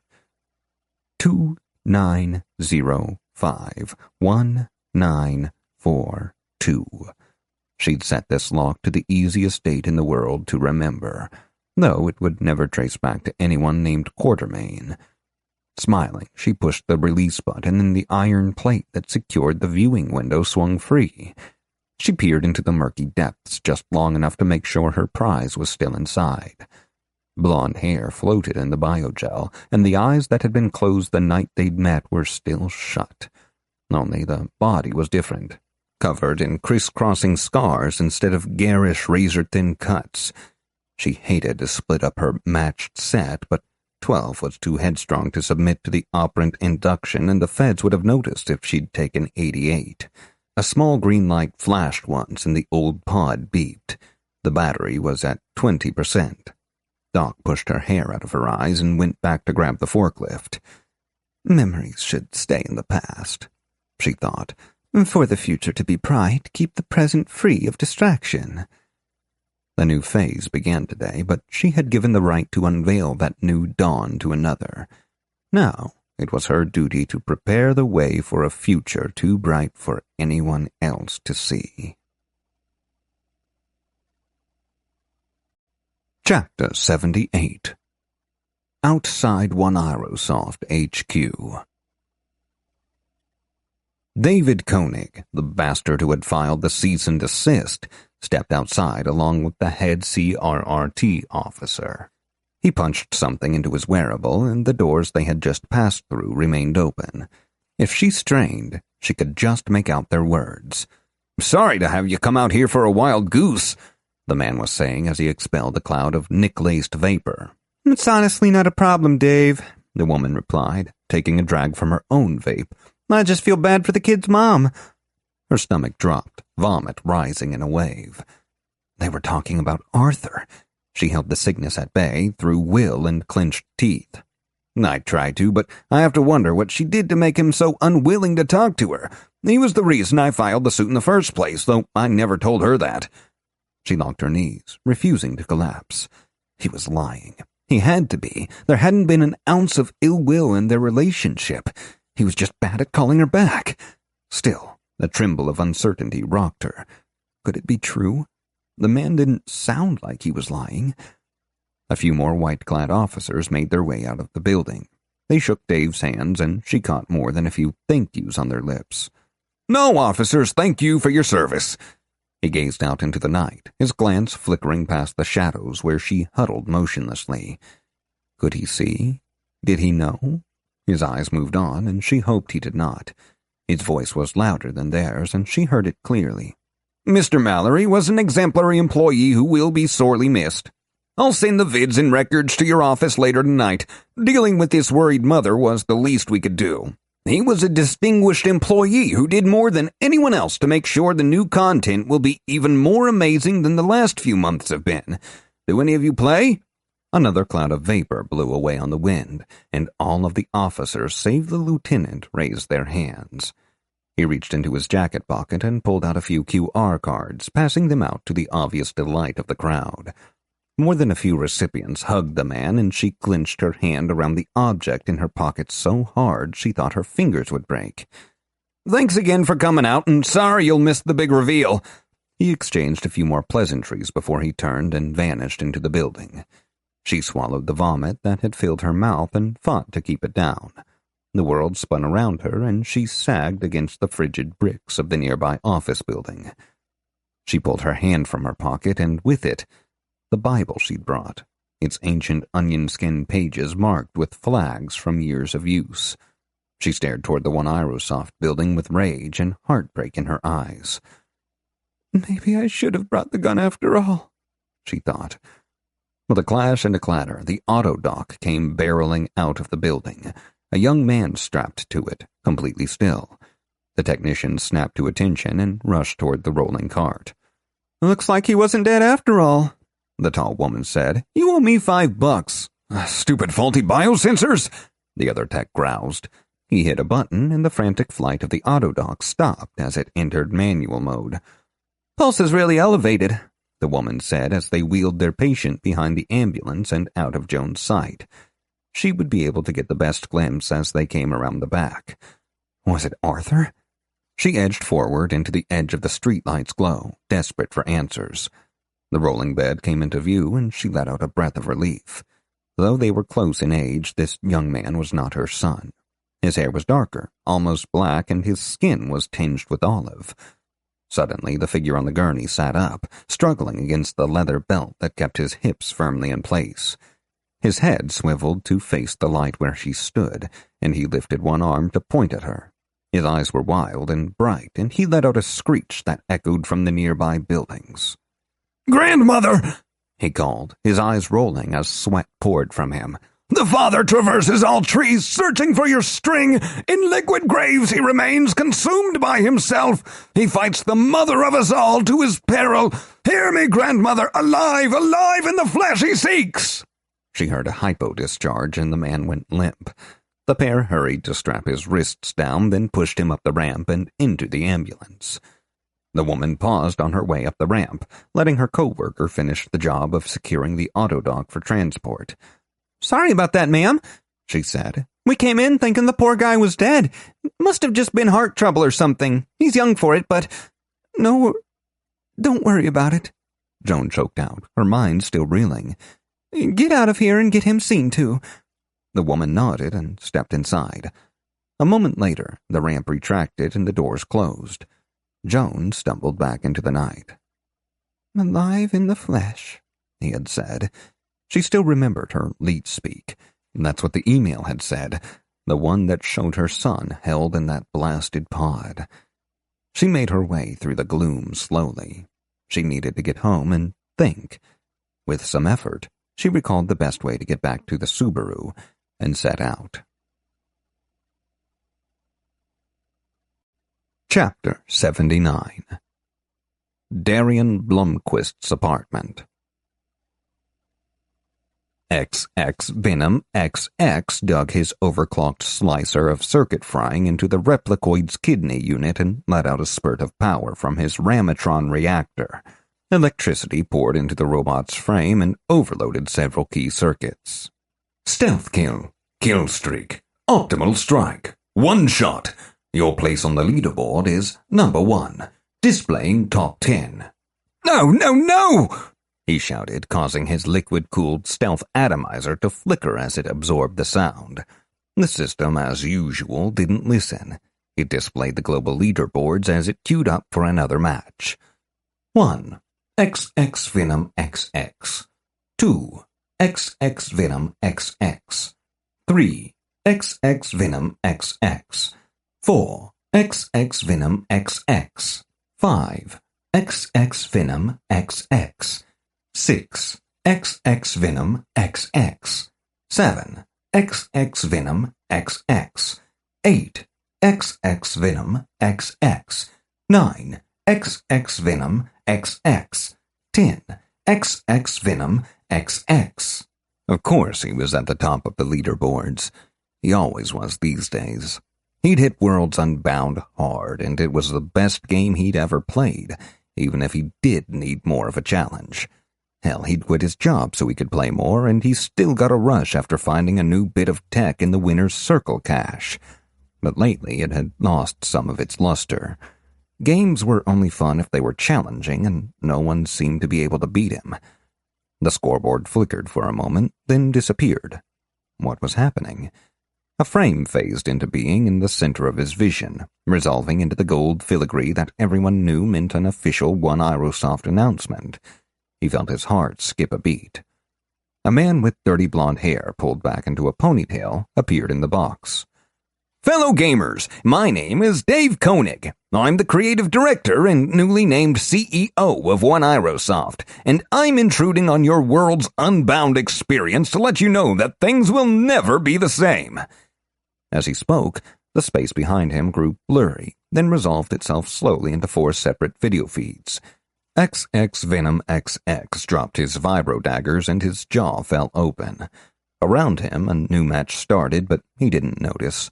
The man in the video was still talking, and Darian was processing his words through a shocked haze of disbelief that didn't fade even when his avatar was shot through the eye with a taser bullet. There aren't enough words to thank the millions of you who have been playing our game, Dave said. But it's time to come clean. Each and every one of you has been deceived. What the hell was this guy talking about? One of the video feeds behind the man showed a bird's-eye view of a technological megacity surrounded by forests. As Darian watched, strange animals streaked out of those forests toward the city gates, where they were met by sleek robots of all shapes and sizes. A deadly battle erupted, and it was obvious that the robots were guided by human intelligence. Some kind of real-time strategy? You've all been unwitting beta testers in Worlds Unbound Phase 1. Using our patent technology, we've brought each and every one of our 100 million players their own unique, procedurally generated experience. If you're watching from Immersion, send in a react to tell us how we did. If not, just at our live stream. You know how to do it. At the bottom of the field, a river of thumbs-up icons, hearts, smiling yellow faces, and the occasional crying, laughing, or angry emoticon flooded the screen. Darian would have added his own reaction, but he was too busy watching one of the screens behind the man, where a dashingly handsome man in a school uniform was making out with a red-headed cheerleader in an old-fashioned school building. "You've given us so much useful data that we're kind of stunned," Dave continued. "But all of that is for our Phase 3 release. Today it is my pleasure to announce our first major content release, Worlds Unbound, Transformed." Behind him, a massive man in samurai armor bellowed a silent challenge and charged toward a sea of enemy pikemen as cherry blossoms blew across the battlefield. "For the first time, share your experiences online with others as we bring our 4 winning environments into the public eye for all to enjoy. Test your wits and skills against other players in any of these environments. You must beware, however, the worlds themselves will adapt to your presence and even your motivations." He'd not been fighting other players all this time? How was that possible? He'd seen them, talked to them, killed them over and over. But those conversations had never happened offline. He'd never reached out to his old friends to talk about the gameplay. It had never mattered before. The game had been too important. Hell, he thought, it didn't matter now. "We apologize again for the deception," Dave was saying, "but I'm leaving my personal info on the screen. If you've truly been unhappy, give me a call. I'd love to talk to you." As he faded out, Darian saw the last bit of footage. A medieval castle town was besieged by giant beasts of all descriptions. An old man in robes and glasses sent blasts of energy spiraling through the air from the staff he clutched in one wrinkled hand, and he shouted something that made the air erupt in flame. Nearby, a tall man in a dragon's head helm drew a sword that blazed with white light and cleaved through a bat the size of a Labrador retriever that flew toward him, flames trailing from its burning wings. "You have lost." The game reminded him that he had been in an active match. He didn't mind taking the L. He'd always loved the PvP cyberpunk stealth fest that was Worlds Unbound. It had been a breath of fresh air in an industry that was long stagnant. But now his expectations had been transformed. He willed himself out of immersion, and his arm suddenly felt as if it was going to fall off. His wearable was buzzing over and over again. He raised his arm and swiped through countless messages from his old guildies and oceans of Inaria. They hadn't spoken in weeks, all too absorbed in what he thought was the same game. Someone started a poll, asking which world everyone wanted to join. The dating sim was in the lead, but the pervs were always early voters. Darian was going to have to think about his answer for a while. Chapter 80. Krakensport, Kingdom of Eastmere. Korash felt the sunlight on his robes as his consciousness returned. He lay on the ground next to Krakenport's massive gate, the half-dream of meeting the true god still fresh in his mind. He had much work to do. The encounter had left him with a divinely inspired idea for an enchantment. As he struggled to his feet, though, he felt the weight of experience settle on his shoulders. "You have defeated a bunch of elemental beasts and a bunch of slimes, including that one really big one. Oh, and a load of my robots. I'm not going to give you an itemized list anymore. It's too boring. Here's your experience. Level up. You have reached level 14. Skill points gained.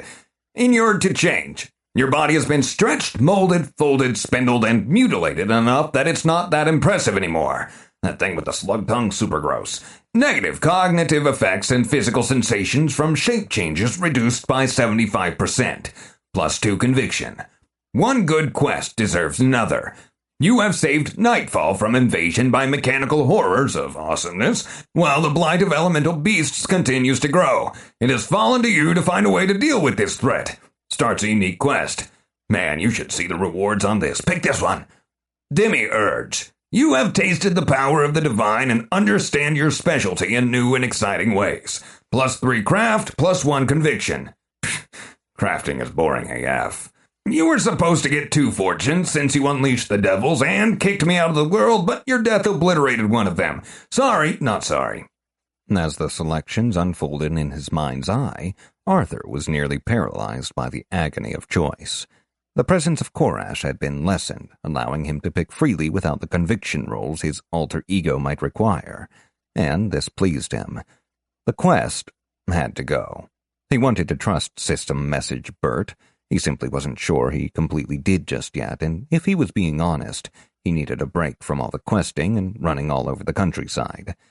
Demi-Urge was the best choice from a purely number-based perspective.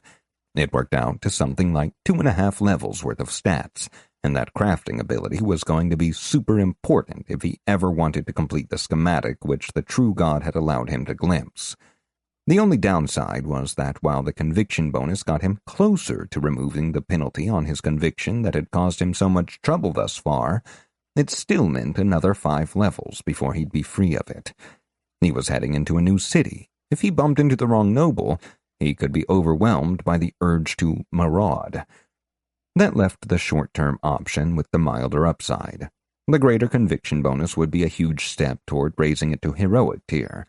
With his heart torn, the system could not detect a clear winner, so he chose Inured to Change. He quickly invested his new skill points, placing one in barter and the other in craft. It felt good, like he was becoming a well-rounded person, instead of just a single-minded magic-slinging monster. A new day has dawned, so you get secondary skills. The total list is amazing. You need to work harder on unlocking some of these. Etheric Projection. You continually push the boundaries of this skill. Keep doing so and you may one day reach Sage. Skill increased. Blades. You have been trained by the Sage of Blades. Skill greatly increased. You may be unable to train further in this skill until you improve other character aspects. Etheric Sensing. Your use of this skill with high magic is almost unprecedented. Skill greatly increased. Continue to push boundaries and you may one day reach Sage. Your proficiency in the Ascendant Curse Mage class has increased from 1 to 3. Continue to find and make new packs and stretch them beyond their limits to gain more class experience. 2. Conviction increased by 2. 3. Sinful Strike may now be used with ranged weapons and magical attacks, but not spells. He almost gasped in relief at the conviction bonus. He felt the thrill of change within him as something around his heart grew firmer. Waves of uncertainty he hadn't even noticed grew still in the ocean of his mind, and he saw even more clearly all the ways he had hurt others since coming to this world. It filled him with a yearning to do better and a certainty that he would. Now that his leveling was done, he braced himself for the return to Korash that he knew would follow. It didn't come, and instead he got another notification. Quest complete. Protect your world. Beta. You have successfully overcome the invaders from the world of Edison, bringing peace to Nightfall once more. Perhaps it's only temporary, as new invaders could return at any time. Reward. Experience. Attribute points. He could have chosen Demi-Urge after all. Now he just had more attribute points. Well, that wasn't so bad, but it still stung. Level up! You have reached level 15. Son of a bitch! He sullenly threw his new points into willpower as it was closest to the requirements he needed to meet his profession. He knew he should be more excited, but the mismanagement of his fortunes had put him in a bad mood. He might have been pouting a little. You have gained a new perk. Now this was exciting. He looked for Istari Style 4 and sighed when he didn't find it. He still needed to do something impressive with the style before he could master it, and he didn't know what that might be. The world was full of disappointments today. He didn't need any perks for his specialty either, so his choice was wide open. It was a feeling he wasn't used to. He opened his mind to the system, letting it, and by extension Bert, show him some options. Good decision, buddy. Let me show you all the awesome perks you should have chosen a long time ago. Silk Stockings. Increases the bonuses to social encounters provided by tailored clothes. Bank Manager. You will get better interest rates from banks, higher loan amounts, and increased bonuses to barter for purposes of making trade deals. Arthur mentally gave Bert the finger, and he felt the presence in his mind laugh. Well, it was really more of a cackle. Fine. Here are some actual good choices. Nascent Bloodline. You have begun to awaken a connection with your ancestry, allowing you to gain more traits based on that creature. As an elf, your selections may be limited. At first glance, this was a perk that could get him closer to draconic senses. Unfortunately, he knew that the Paragon Elf was a created bloodline, and it was extremely unlikely that he had any draconic ancestry. Lore 6, critical success. He'd have to look elsewhere. This belongs in a museum. You have an uncanny knack for finding ancient ruins and culturally relevant treasures. Increases perception and other skills in related circumstances. Note, you are not required to return found items to a museum.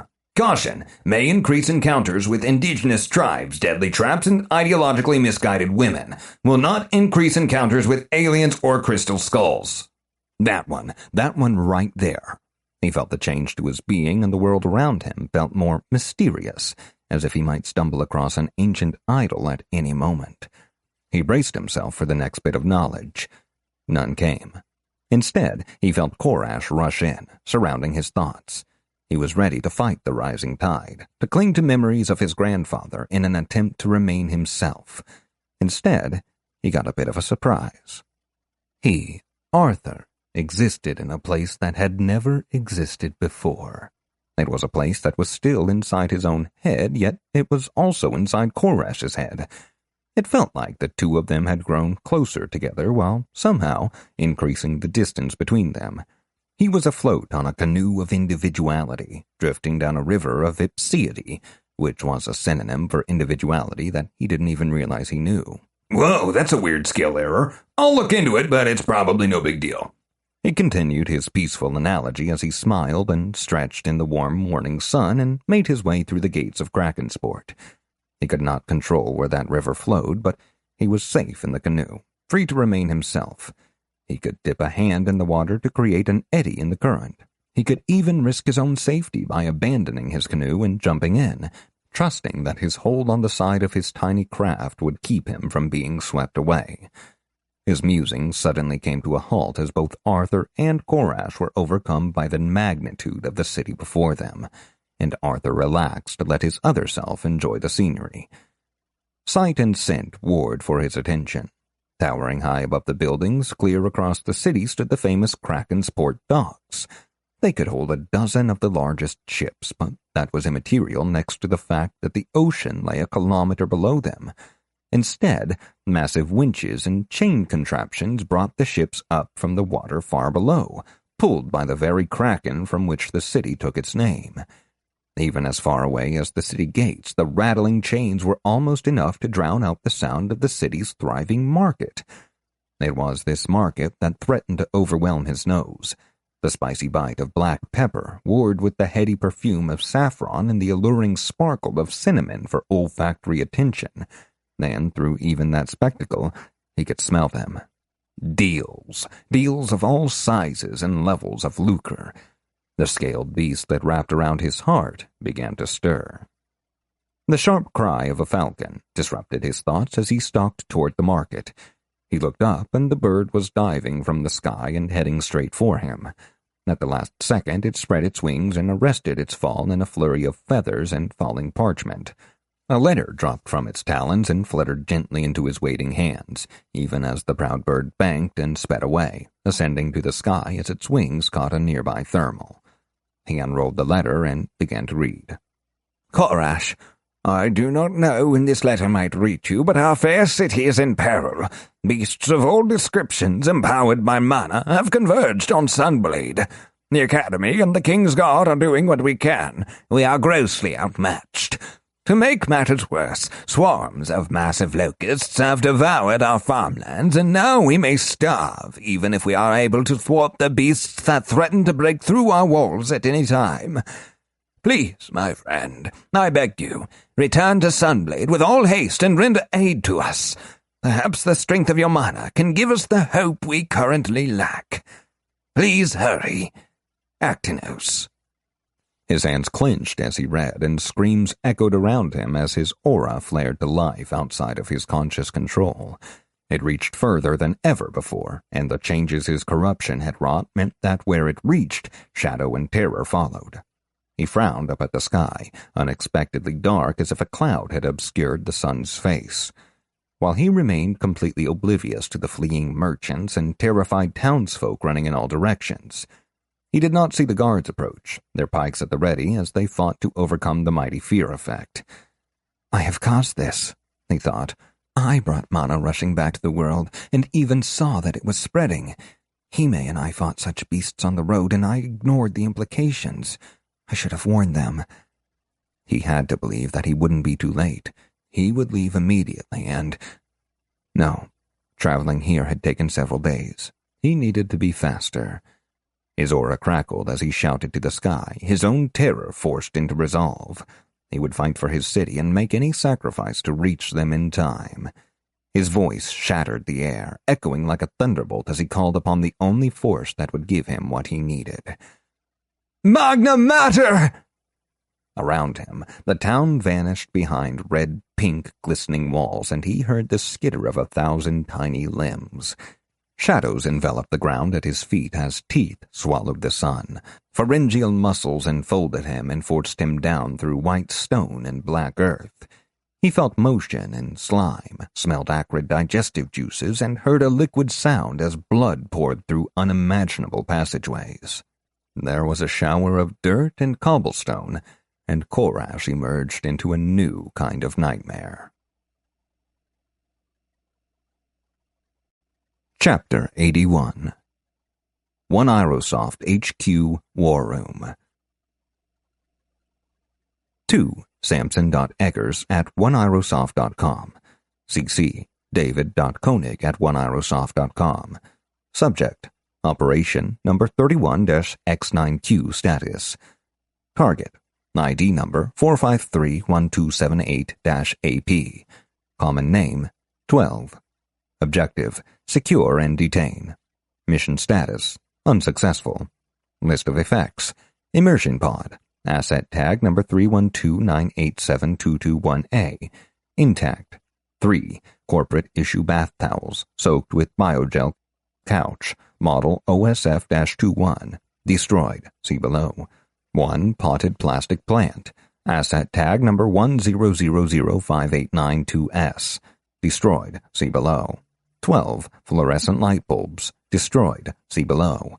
1. Bottle of 11 prescription pills. Type: Oxycontin 2. Name on bottle: Carpenter, Rachel. Confirmed prescribed by Benjamin Hughes, MD. 1. Model X Biofirm Huawei Q12 device. Serial number 17032499809092031. Non-functional. Mission notes: the team encountered resistance immediately on attempting to enter the room. Repeatedly hailed occupant and received no response. Deployed flashbang disorientation device. See attached report. Officer entered and reported attacked by unknown assailant. Opened fire using less lethal ordnance per company policy 000-12B, use of force. See attached report. Remainder of detachment entered corporate apartment and found target. Message truncated. Click to read more. Chapter 82. Unknown location, world of nightfall. When the world had gone dark, it had interrupted her dreams. She was dreaming, as she almost always did now, of her childhood. Playing with Bia and Alton in the woods around the village, eating her mother's cooking, helping her father with the chores. And Korash. Always Korash. Even in her memories, she felt the anger stir within her when she saw his face. The anger, the hurt, the hatred. It was all so strong. The emotions glowed green around the edges in their intensity, and when they faded, there was only a blackness so deep that nothing else could exist. There was no happiness, only the pain, followed by a lazy sort of contentment. Her Nicodemus was speaking to her. She was his entirely. To look upon him was to know that simple fact. There was no changing it. If she tried to deny it, tried to fight against the green light, he would deny her what she wanted most. "My sweet," he was saying, though he felt no love for her. "My sweet, the stars turn in the heavens. Soon he shall come, and it shall be your time." "Korash?" she asked, her mind floating dreamily as she contemplated what it would be like to see him again. Will you let me go to him? To tear his face from his skull, dig her claws into his innards, squeeze his heart between her pale, spectral hands, and scream and scream and scream until he felt just like she did. Oh, this was a good day indeed. A day that... No, my sweet, there is one thing we must do before you can go to Korash. The green light died, and in its place was blackness. But now, in that place there was something else. A light, a memory. It had come after the world had gone away and returned, something shining there like the light in her mother's window. Please, she whispered. Please, I need to go soon. He's waiting for me, I know it. It will be soon, Nicodemus reassured her, though he felt no love for her nor cared if it was soon. He will use you, she said to herself, her voice coming from the light that was a memory. How long will I wait?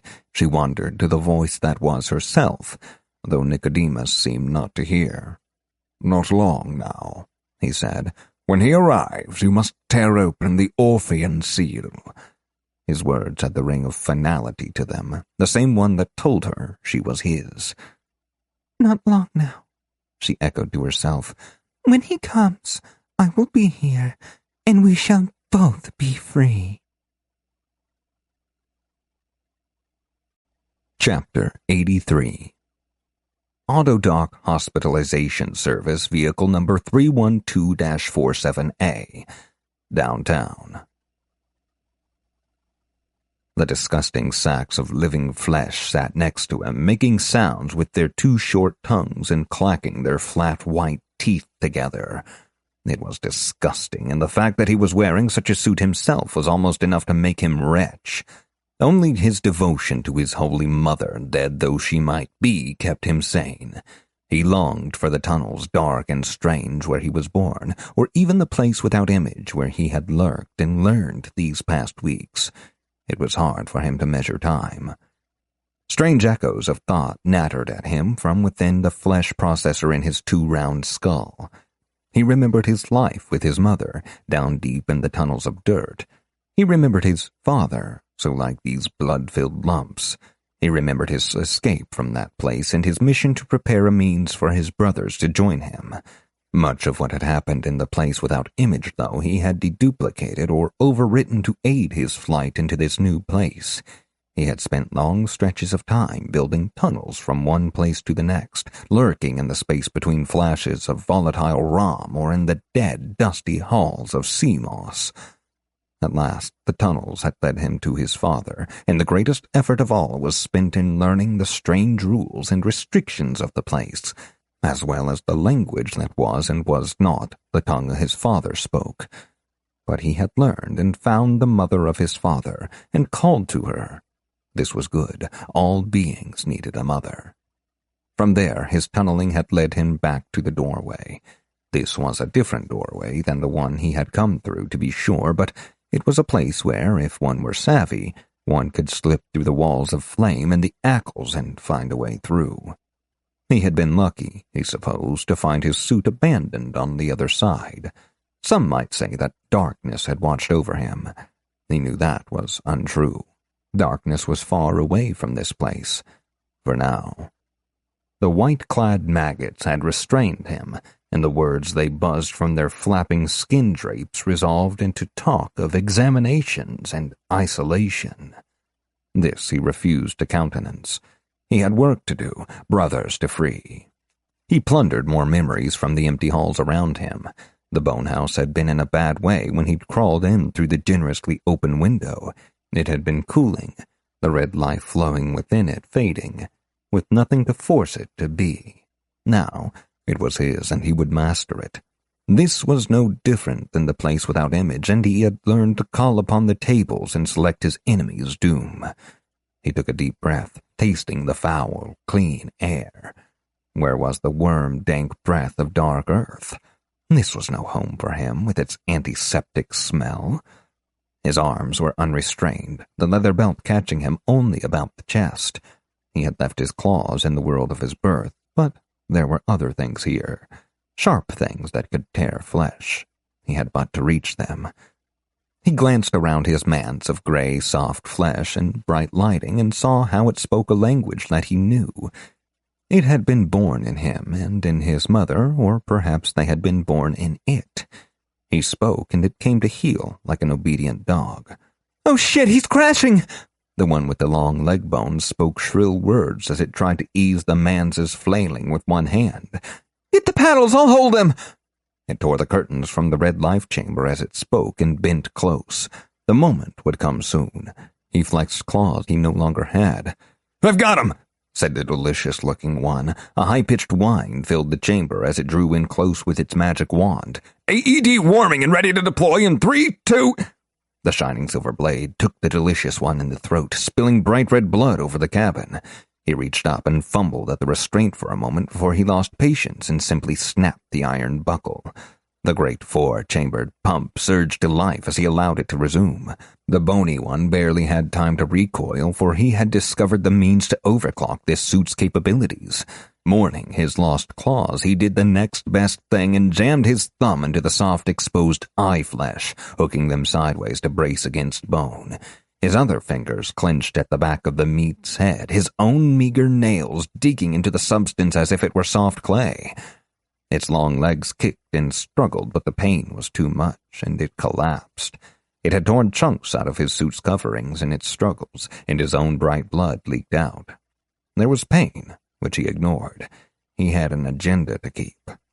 He placed his hand on the latch that would open the chamber and release him, though he could not help but look behind him. The blood was dripping from everything, and the two healers lay in pools of it, the red slowly drying into a brown, sticky mess. The smell was heady, and he could already detect the sweet scent of death growing from them. It had been such a long time since he had eaten. Chapter 84. Downtown. Joan's hands were shaking from cold by the time she got back to the Subaru. She'd played it over again and again in her mind, and she just didn't know what she should do next. She might even go to jail for violating the cease and desist. She couldn't let that happen, not while Arthur was still out there somewhere. She unlocked the door with the key fob and was only a meter away when she saw the blood. A smeared red handprint marred the vehicle's green paint. It looked as if someone had tried opening the door. She looked around, but anything outside of the streetlight's glow was shrouded in darkness. All she could see was vague shapes and shadows. One of the shadows moved, and Joan jumped back with a scream. She grabbed the Bible and raised it, uncertain whether she was going to hurl it toward the assailant or use it as a shield. She saw the blade first, a long curved metal thing that caught the light from above like a mirror. A single drop of blood crawled down the blade.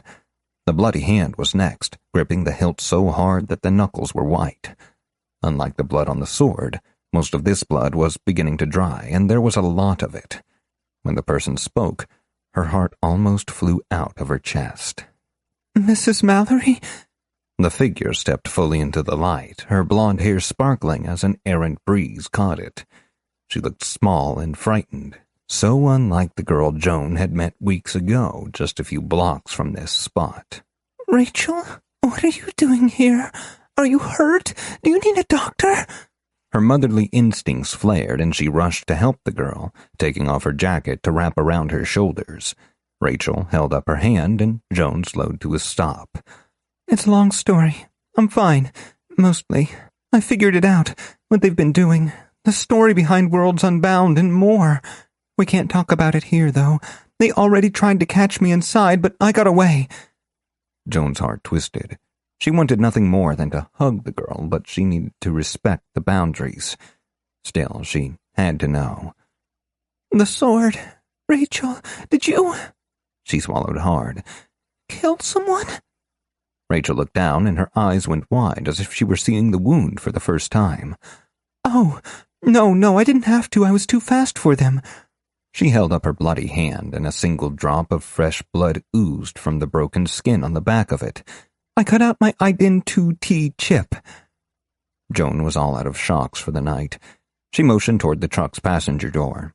Get in, she said. We can talk on the way.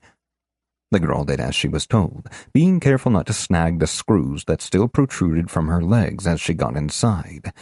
Her braces, Joan noticed, were nowhere to be seen. Well, she said, it seems you have a lot to talk about. She was correct. Chapter 85. Epilogue. He could not believe his fucking eyes. All that work to get here, climbing up those damnable stairs for hours, and this was what awaited him? I should have known it would be you, old man. Philip sneered at the man in the black robe who currently sprawled at his feet. His father breathed and choked on his own vomit and told him that he shouldn't be here, couldn't be here, not without permission. That was a mistake. The robed asshole was not the father he'd grown up with, the one with the fat, hairy, disgusting stomach filled with beer and the red right hand gripping the belt. This was not the man he'd gone to bed fearing every night, waiting for the belt to fall, or worse. This was not the bastard who had held his mother down beneath the scalding water in the tub, that same belt wrapped around her neck, all for daring to feed her son dinner. Oh no. This was the skeleton who was being eaten up by cancer, too sick to do anything other than gurgle and try not to die for just one more day so he could drink another beer. It had been the cancer that had killed him. Acute knife cancer of the liver and lungs and stupid fucking eyeballs. Phil kicked him again, sending the facsimile of his father spinning through the gray mists. The game these fuckers had put him in was the shittiest thing he'd ever seen. He was trapped in high school, but he was buff and pretty and popular, which is how he knew it was a lie. Even when the game tried to convince him it was the realest thing. He knew it was a lie because everyone liked him, loved him even. The teachers didn't call him shitwit or fuckwad or tell him that he'd never amount to anything, just like his daddy. The jocks didn't steal his underwear and make him crawl into the shower to get them while they all pissed in his face. No, here he was captain of the goddamn football team.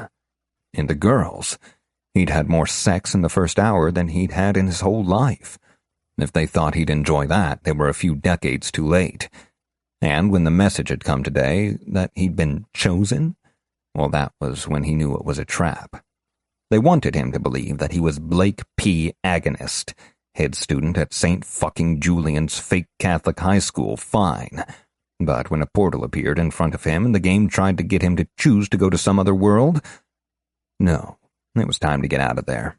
If this game is so fucking real, he'd decided, then I'm gonna go and give God a piece of my mind. He went down to the library, and the hot librarian had taken him straight to the occult section without batting an eye. He found a big, thick book with a face on the cover while she was distracting herself with a big, thick something else, as usual. The book had quite a few interesting things to say, after he'd used it to spread that woman's brains all over the floor. To get to heaven, the book said, you had to build a ladder. He'd always loved working with his hands. He wasn't sure how long it had taken him, but it only felt like an hour. He'd strangled Gwen, the head cheerleader, and his supposed girlfriend with one of those fire hoses you always saw in old movies but real schools hadn't used for 20 years. He put rat poison in the Sporto drink and watched his football teammates puke up their intestines. He'd knocked the legs out from beneath his math teacher, then torn his arms off. The other students tried to run and found the door locked. They wouldn't open because he'd decided they wouldn't open. If he was going to be trapped in here with them, then they might as well be trapped in here with him. In between kills, he read the book, and after all the diagrams and invocations were out of the way, there was only one thing left to do. The first shall be last, it read, and the last shall be first. He dragged them all to the big circle on the floor at the center of the gym, one by one, and piled them up. He left the librarian for last, struggled up the pile of 1,297 bodies, and threw her on top. The stairs appeared, and he started climbing. It was just like the stairs in the school, but more infinite. And at the top, well, if this was God, then he didn't want to go to heaven. God, or Rather, his father didn't want to die. Still a coward, even when you're fucking God? Phil couldn't believe his ears. Tell you what, Dad, maybe this is your lucky incarnation. Maybe you tell me how to get the fuck out of here and I don't kill you this time around. His god, or his father, or his godfather started spilling the beans, and it didn't make any fucking sense. He was rambling about the consensus and re-engineering and interrogatives. Phil held out his hand, and his old baseball bat was in it, just like that night when he'd finally found his courage, not long before he'd gone and gotten the old man's fillet knife out of his tackle box. It all felt the same, and he even thought he could make out traces of old broken furniture through the mists. He could tell that Godfather remembered this moment. The old man begged and pleaded, and Phil got closer and closer. Maybe this world wasn't so bad after all if he could break his dad's teeth again. One more first time. But then, the gray-faced windbag surprised him. He offered to make a deal, to take him somewhere else where he could really have some fun. Phil crouched down, the bat held loosely at his side, ready. I'm listening. This has been Shackled, a dark fantasy LitRPG. Arcana Unlocked, Book 2. Written by Gregory Blackburn. Narrated by Christian J. Gilliland. Copyright 2021 by Gregory Blackburn. Production copyright by Mountaindale Press.